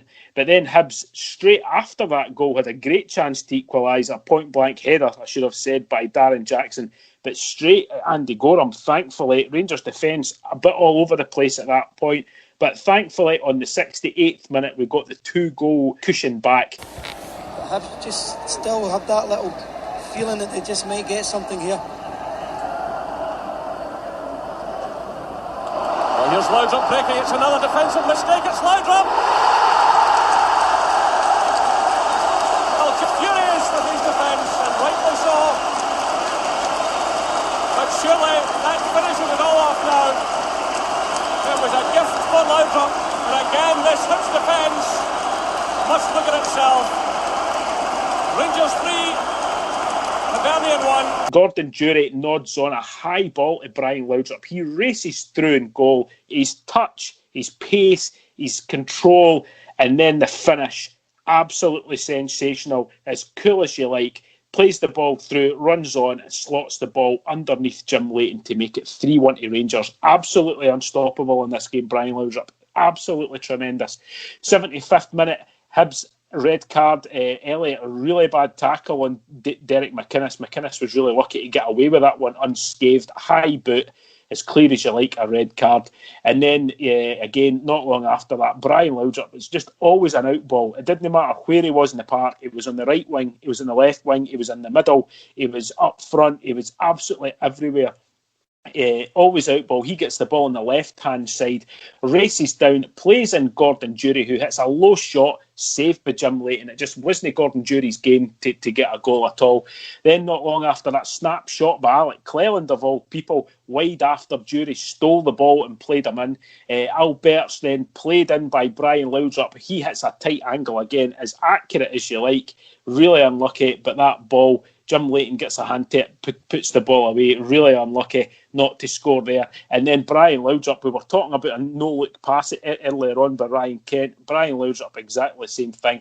No-look pass. He puts in Eric Bo Anderson, who came on as a sub, straight through, but he shoots the ball over the bar, really close, and really should have scored that one. The play was absolutely incredible. Really poor shot there by Eric Bo Anderson. And then right at the end, Brian Laudrup again, I keep mentioning him, he's on to Derek McInnes on the right. He shoots for the edge of the box. A great save by Jim Leighton. That's how the game ended up. But just going back to watch Brian Laudrup, any fans out there, you know, that didn't have the pleasure of ever getting to see Brian Laudrup play, especially the younger guys out there listening to the podcast, just go back and watch games like this to watch a guy who was just, you know, in my opinion, the greatest player that I've ever seen play for Rangers. I know a lot of people talk about Davy Cooper. Unfortunately, you know, Davy Cooper playing for Rangers was just as I was getting in, you know, to cheering on Rangers and stuff. But for me, Brian Laudrup, just absolutely sensational. And I think maybe looking now, we don't appreciate some of the players that played for Rangers back then. I think being guys that, you know, the sort of supporters, you know, age that I am, you know, that we were watching these guys. Even if you look at guys like Gordon Durie was a fantastic striker for Rangers. The amount of work the guy did, he scored a lot of goals for us. But because we had such players in the team like Laudrup, like Alberts, like Gascoigne, like even Ali McCoist, people always remember these guys before they remember guys like Gordon Durie, and he was a tremendous player for us. That's how, you know, I got the chance to meet him a few years ago, and it was just great to see him because I knew that he was such a big part of us winning trophies. And you know, we can always remember back to the cup final that he scored, you know, all those goals against Hearts, even although we give Brian Laudrup the credit for that game as well for setting him up, but Durie was there as well. It's just great to go back and watch these guys that I think we took a bit, you know, for granted when they were there. And I think that's maybe where the frustration comes out in the older guys like myself, where we were that used to seeing absolute world-class players playing for the team and doing it week in, week out, that we sometimes forget. And maybe the younger guys that didn't get to witness all of this are maybe looking at us and saying, you know, what are these guys on about? But it's only when you look back at these games and appreciate the type of players that we did have. And Brian Laudrup was just absolutely sensational. Absolutely brilliant. But what did you think of that one, Derek? I vaguely remember the game, and you know, I watched some of the game back, and you know, as you said, Laudrup was outstanding. I do remember the game more for that horrendous tackle on Derek McInnes, though. Yeah. As much as he's turned into a bit of a prick now, he was a decent player for us, and he got his game, you know, during that era when there was great players round about him. But that tackle was one of the worst I've seen. I always remember his leg actually bowing because his foot was planted on the ground. How he never walked away with a broken leg, you know. But how he never got a broken leg for that, it beggars belief. But yeah, I remember it for that. But yeah, it's another great performance from Laudrup. Yep. I think for me, with Brian Laudrup, I think it's the kind of game that just encapsulated the player. I mean, to me, he's the best, certainly the best foreign player that's ever played in this country. I would argue the toss with anybody about that. What he could do was just, he was a magician, and you just didn't know, what he was going to do. I mean, he could take you down the wing. There was instances in that game where, as you've touched on, he's got two players round him. He turns the two of them inside out. He wins you a corner. He has a shot. He gets the ball in the box. He goes over to the right. He comes deep and runs direct through the middle at you. He was just doing things, to be honest, in a Rangers jersey that we had never seen before.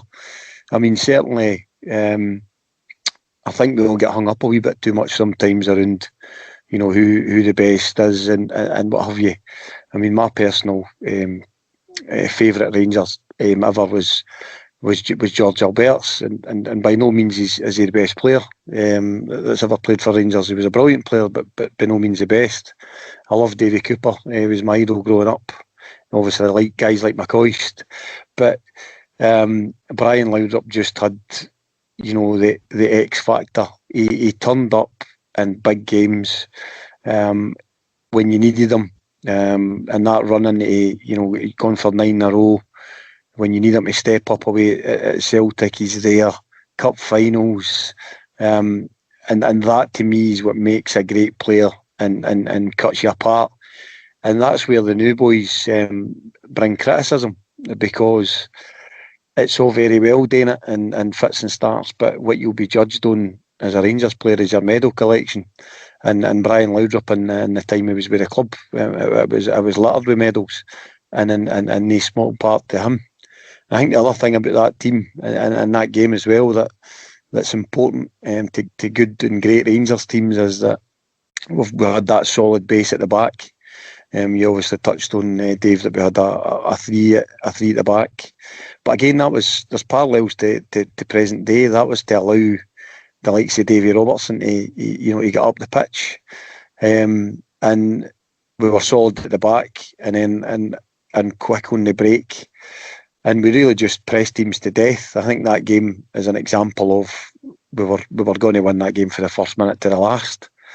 And Laudrup was magical. And I feel really fortunate that that we got to see the guy in action, because he was absolutely phenomenal.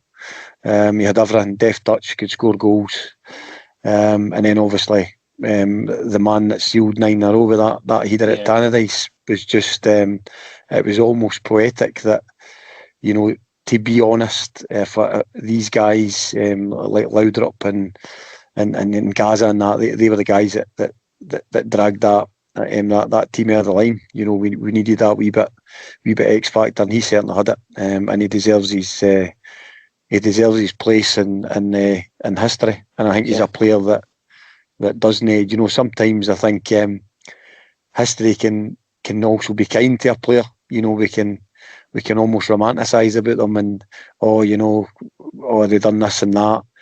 I think Laudrup, if you watch back important games for Rangers, and Brian Laudrup's in that number 11 jersey, you're talking about him, and that's the highest credit I could pay the guy. I don't think we've seen anything like him since, and whether we'll see anything like him again, I very much doubt. But listen, I'm thankful that we got to see him. Very fortunate. Well put. Yep, absolutely. So, we'll now go into the news.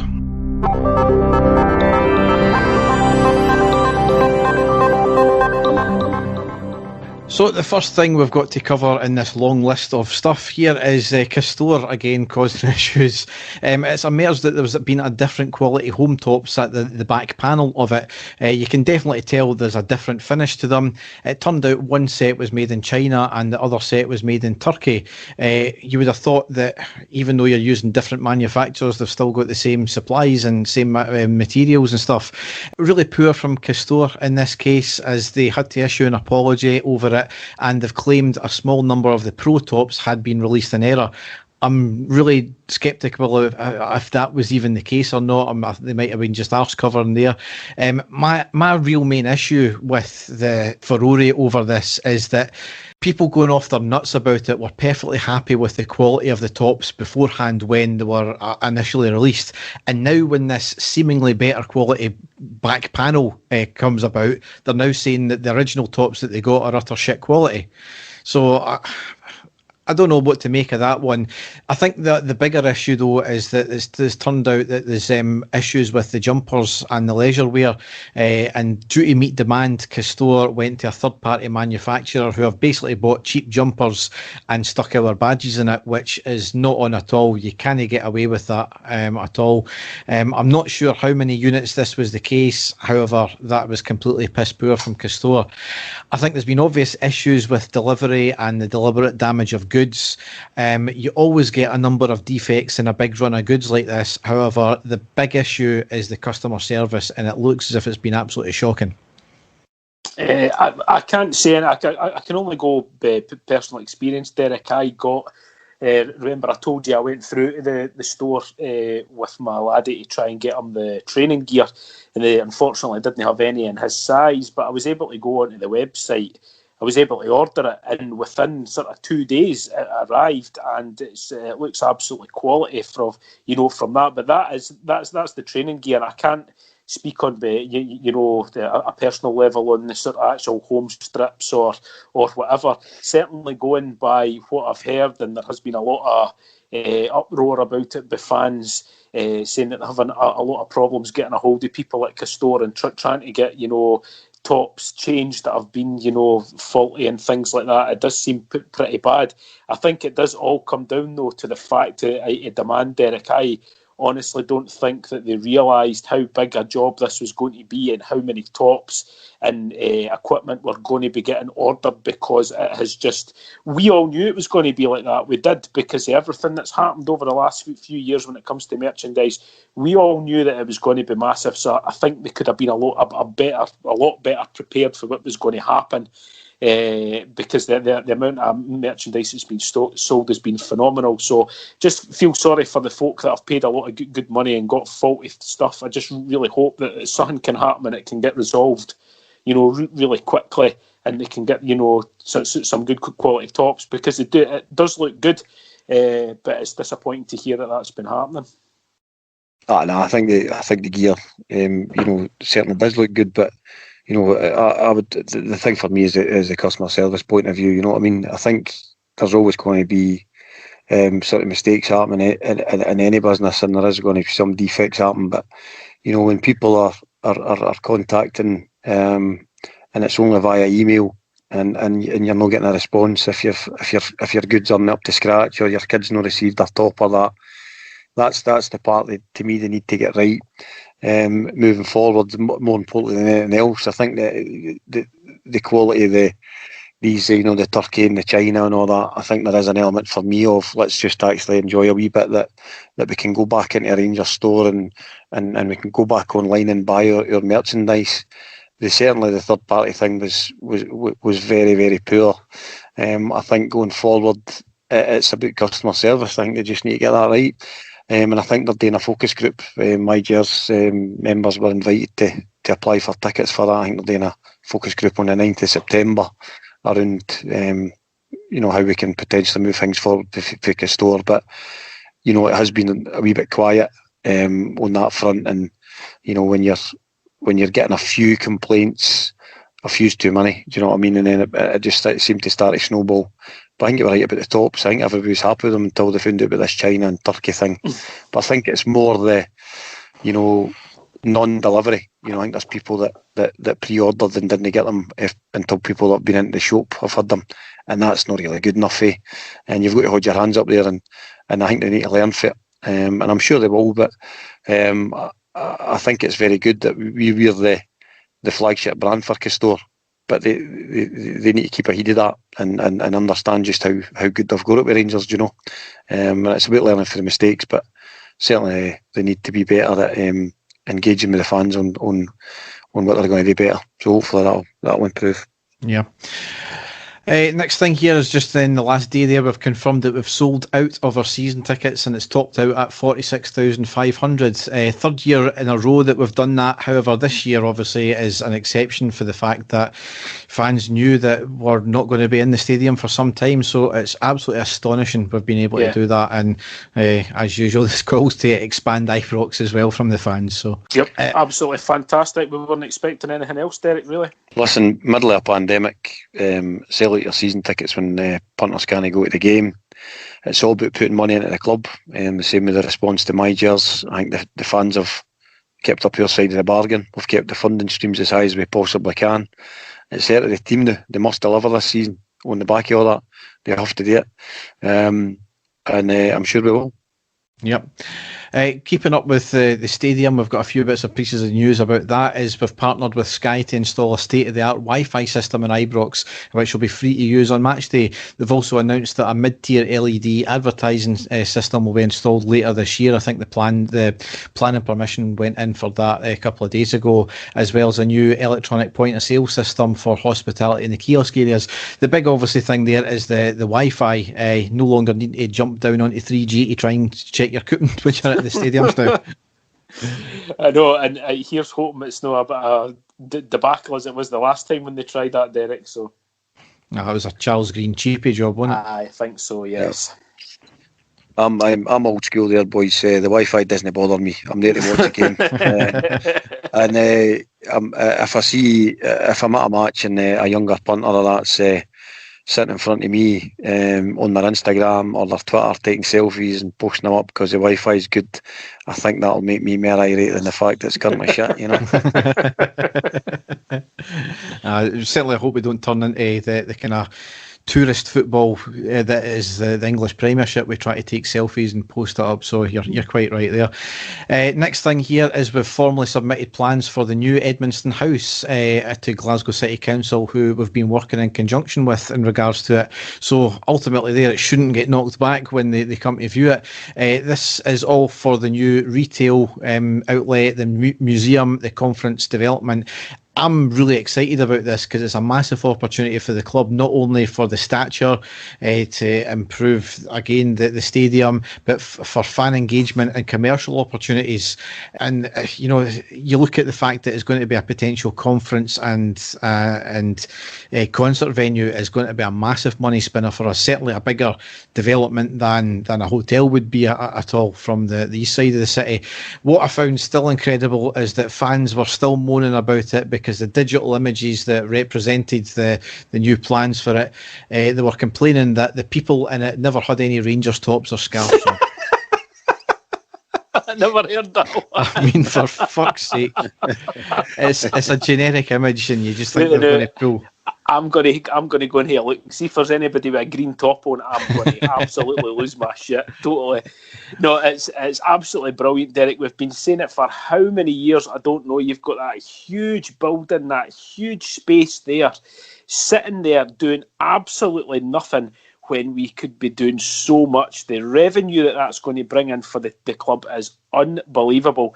And, for all the retail to be going there, I had no idea they were planning on it to use it as a music venue as well. So to get all of that in there, it's absolutely tremendous. I just hope everything goes through, the way that it's planned. There's no any hiccups or anything like that, because it's something that the fans have been looking for a long, long time to go. To go before the game and go in and have a look, and all sorts of things happening in there. To be able to, it'll be incorporated in tours, I'm sure, of the stadium as well, and it looks absolutely fantastic. A great way to take the club forward, and really, really excited. And as you say, it looks as if there's not going to be any hiccups with Glasgow City Council, which was, the big problems that we had before with any sort of planning permission, that we had submitted. So really looking forward to that one. It looks absolutely tremendous. No, it's the same as what you guys are saying. It's very exciting. But I think for me is that the revenue that's going to bring to the club will be huge, and also that I think it's over to Glasgow City Council really for me. I think it's about time again, and it seems that the club have engaged with them, which I think has been quite clever on their part, and the club deserve a bit of credit for that, because look, it doesn't like to be acknowledged in this country, but Glasgow Rangers, we are the premier club in Scotland, and we should be a destination club when people come to the city. They should be able to go, I'm going to go along to Ibrox, and it shouldn't just be about what it's been recently, where you walk around, you look at the front of that stadium, and it's unbelievable, and then you can't go into the superstore, and it's difficult to get a tour and all that. Now there'll be, events, as you say. There'll be a totally different match day experience. There'll be a proper shop that people can go in, a cafe. To me, it makes Ibrox a hub that'll become a tourist thing. It'll make money daily rather than just on a match day. I think it's fantastic, and I hope it goes forward, Yeah, I mean, because when you're on the tour now, the only place you've got to go after it is wee Ginty's snack van, and that's about it. So, but anyway, we're talking about more refurbs, and you did mention the tour there, is the home dressing room has been completely refurbished. I think it was muted a while ago, and I was quite worried about it, given the historical nature of the dressing room, but I shouldn't have worried at all, because it looks absolutely stunning. Modernised but kept in the tradition. All the wood panelling's been retained but varnished. The floor has been redone with a massive Rangers crest in the floor. Air conditioning's been installed with drop lighting panels as well. The pegs have been retained, however I think each player's now been given 2 and they've been moved slightly. Although weirdly, that the captain is now off centre of the picture of Her Majesty, so that's a bit strange. And strangely as well, padding on the seating on the bench and storage for under the benches as well, with a wee lock, nameplates that look to be interchangeable, and it appears that the space for the 18 in the matchday squad. So no pictures of the shower room yet, which we know was getting refurbed as well, because we've seen the pictures that were all the tiles were in the skip, so we'll need to go on the tour to see that. No, as you say, Derek, it's great because they have kept up with tradition as well as, sort of modernising it as well. I think you had seen a comment that somebody had put on about the wooden panels, and I was exactly the same as you. You've got to still keep tradition in it. It's well known, what the Rangers dressing room looks like. So just to still have that sort of traditional theme, but to make it, modernise it as best they could, for it still to look like the way it does is excellent. So no, I thought it was a really good move by the club, and some smart thinking as well, and really nice. And here's hoping we'll get another tour of the stadium soon, like we did about 2 years ago. So I thoroughly enjoyed that, and go in and see it all. So no, excellent. And just it goes along with the rest of the refurb that's been happening in the stadium as well, like they promised it would do. Mm-hmm. No, I'm the same, guys. It's a nice marriage, kind of old and new. It's perfect. It's very good, very good. Another new thing that's been ushered in is that it's just broke today that MyGR's members have the chance to vote on one of 3 new Rangers tartans that have been touted. No idea why it needs to be changed. All 3 of them look horrible in my opinion, but that's just my opinion. As people are saying, probably quite rightly, it's another thing to refresh that we can spend money out of as well. So I suppose if people still want to buy it, then people will still buy it. I've still got my original Rangers pure wool tartan scarf that my uncle bought me years and years ago when it first came out. It's sort of blue and black with a very thin red stripe, Derek, and I'm exactly the same as you. I'm maybe a bit of a traditionalist there. I still love my old scarf that I've still got and I still wear. So I'm not too keen, but again, all comes down to money, as you said, Derek. And if it's a big seller, then fantastic, but not for me, unfortunately. No, very much the same camp as you guys. I think to me, tartans are a kind of a historical thing. You know what I mean? Its roots are kind of steeped away back in kind of Scottish history, and obviously we made our own tartan a few years back, and it's one of the things. I think a tartan, if it's no broke, then they fix it. But I get why they're doing it if they want to generate a bit of cash. But that's a no for me. I'll not be voting. I'm not that bothered about it. But I'd rather left it as is and just kind of re-energised it, Mm-hmm. But as what it is. Yep. So now we've got to get into a couple of transfers here, as Ross McCrory has transferred to Aberdeen. I mean, fucking Aberdeen of all clubs. It's a season-long loan with an agreement to buy for 350k. Apparently the deal's been set up because Aberdeen couldn't afford the fee initially. So it's good in the sense that he won't be able to play against us this year, but again, fucking Aberdeen. And I think this is the thing as well. It goes into... And I think I got caught up in it as well, is that he was getting touted as a future captain. I just don't know where that came from. You know, yeah, he was a good player. He was a good prospect. He was nowhere near the finished article. He was Scottish. Why were people touting him as a future captain? I don't know.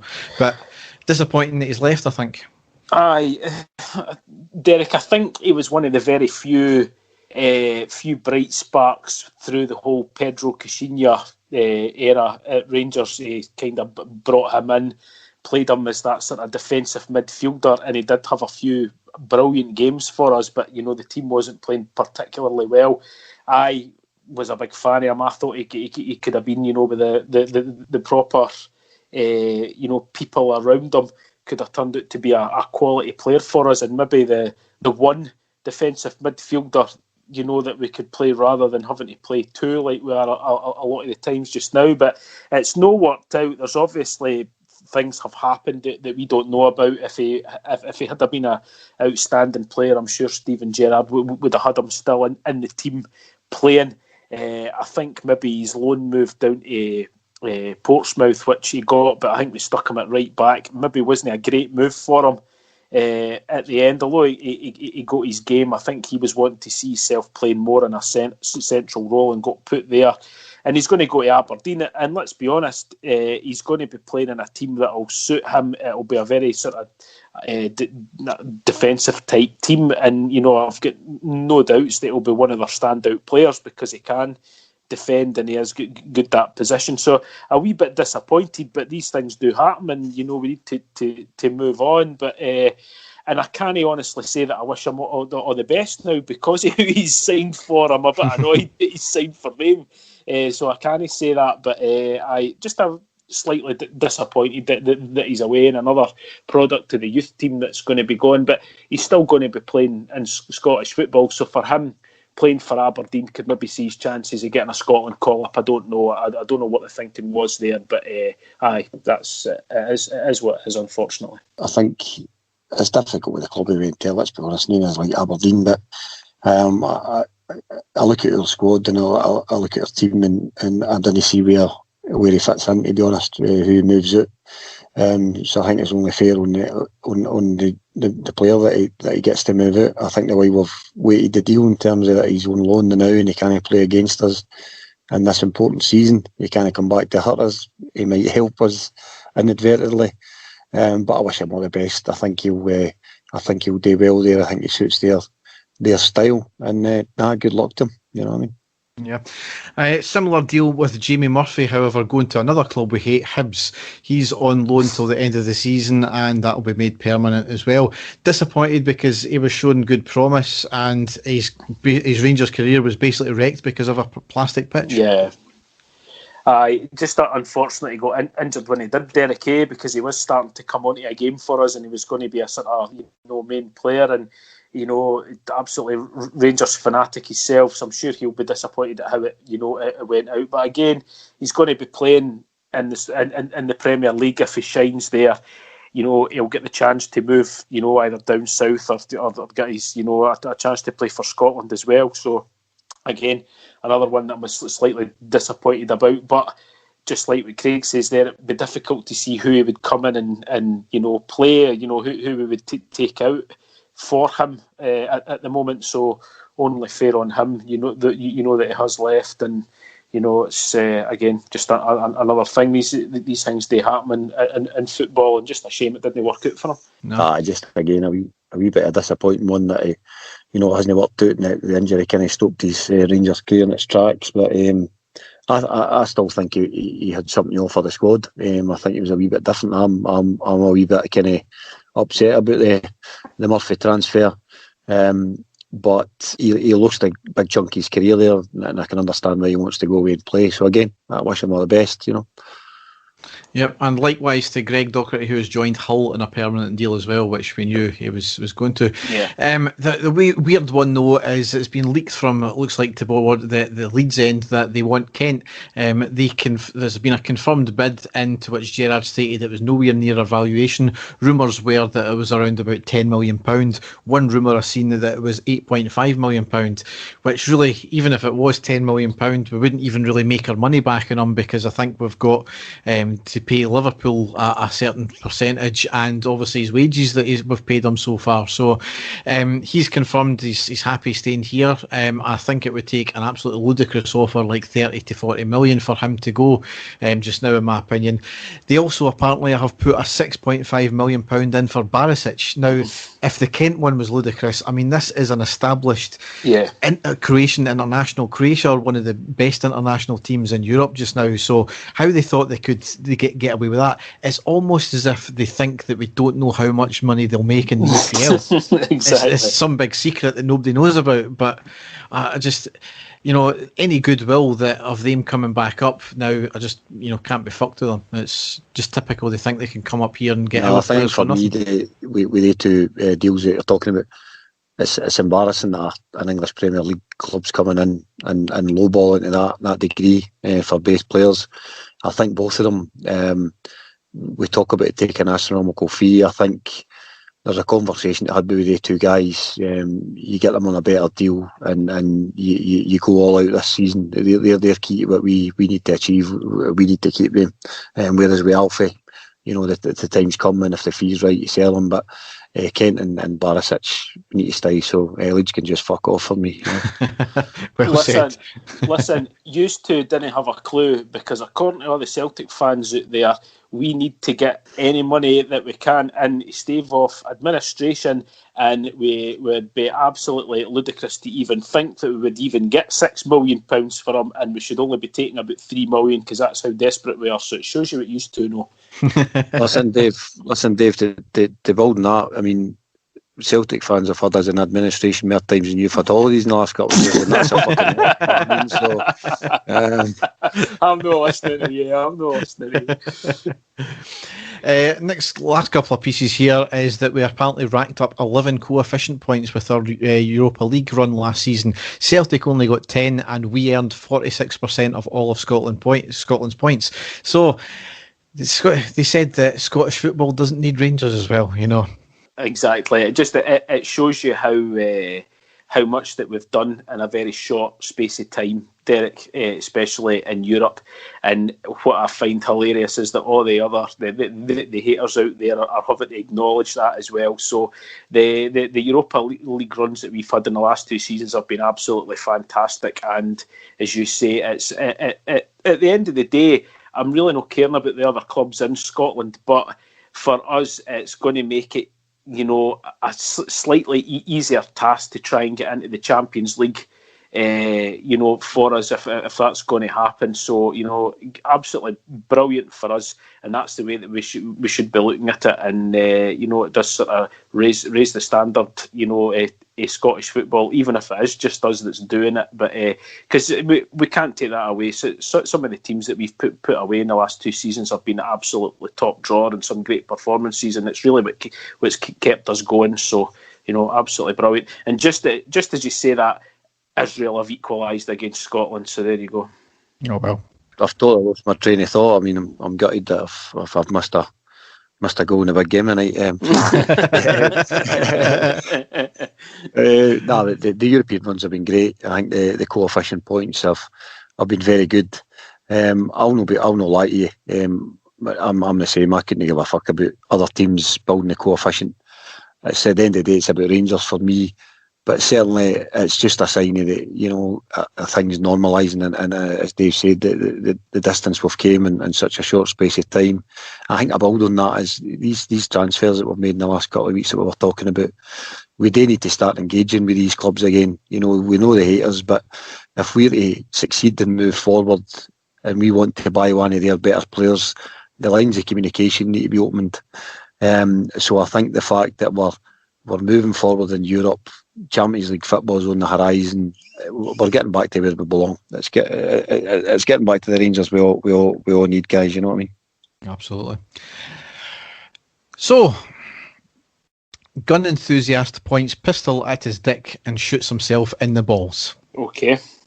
A gun enthusiast accidentally shot himself in the balls after pointing a loaded pistol at his dick with the intention of sharing a picture of it on social media. It seems that there are a number of Facebook groups out there on the World Wide Web dedicated to men taking pictures of loaded weapons pointed at their genitalia. Usually the gun doesn't go off and everyone walks away with their balls intact, except this time the guy in question got a bit too trigger happy and the result was not pretty, as you can expect. Where's this about? This has got to be in America, surely. Yes, it's doesn't actually say. All came to light on August the 11th when a member of the Facebook group Guns Loaded Pointed at Penis shared a video of himself pointing a loaded 1911 handgun at his nether regions.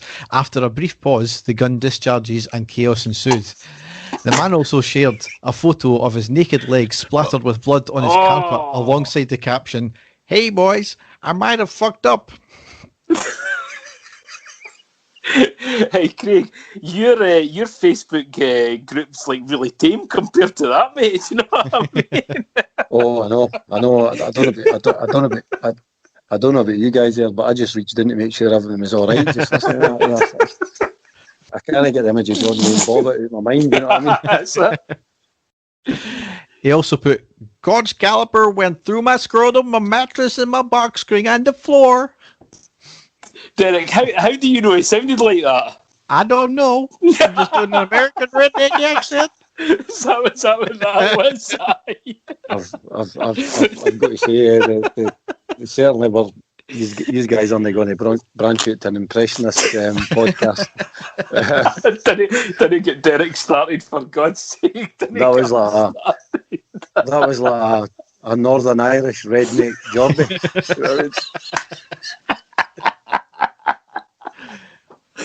Oh dearie dear! Aye, that's one thing about Derek. He thinks his impersonations are fantastic, and he obviously doesn't go back and listen to himself on the air after he does that.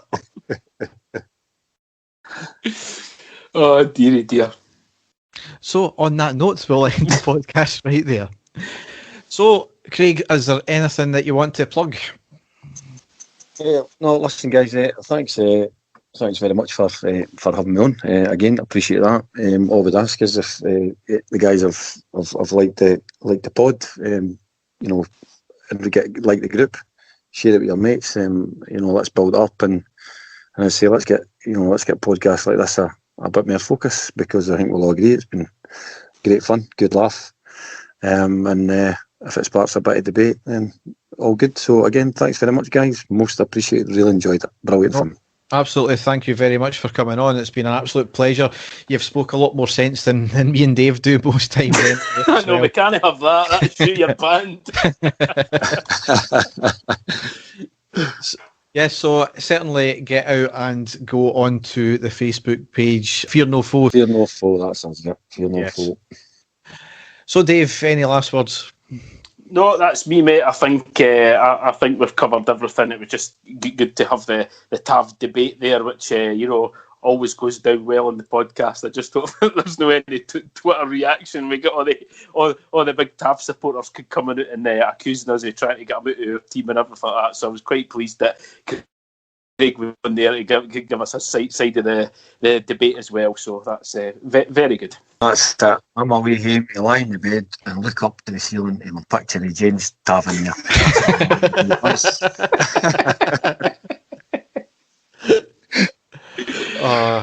What a way to end the podcast right there. So, thanks for listening and goodbye. Goodbye. Cheers. Goodbye. Cheers, guys. And the stadium erupts in red, white and blue. You've never seen anything like it. Let's go.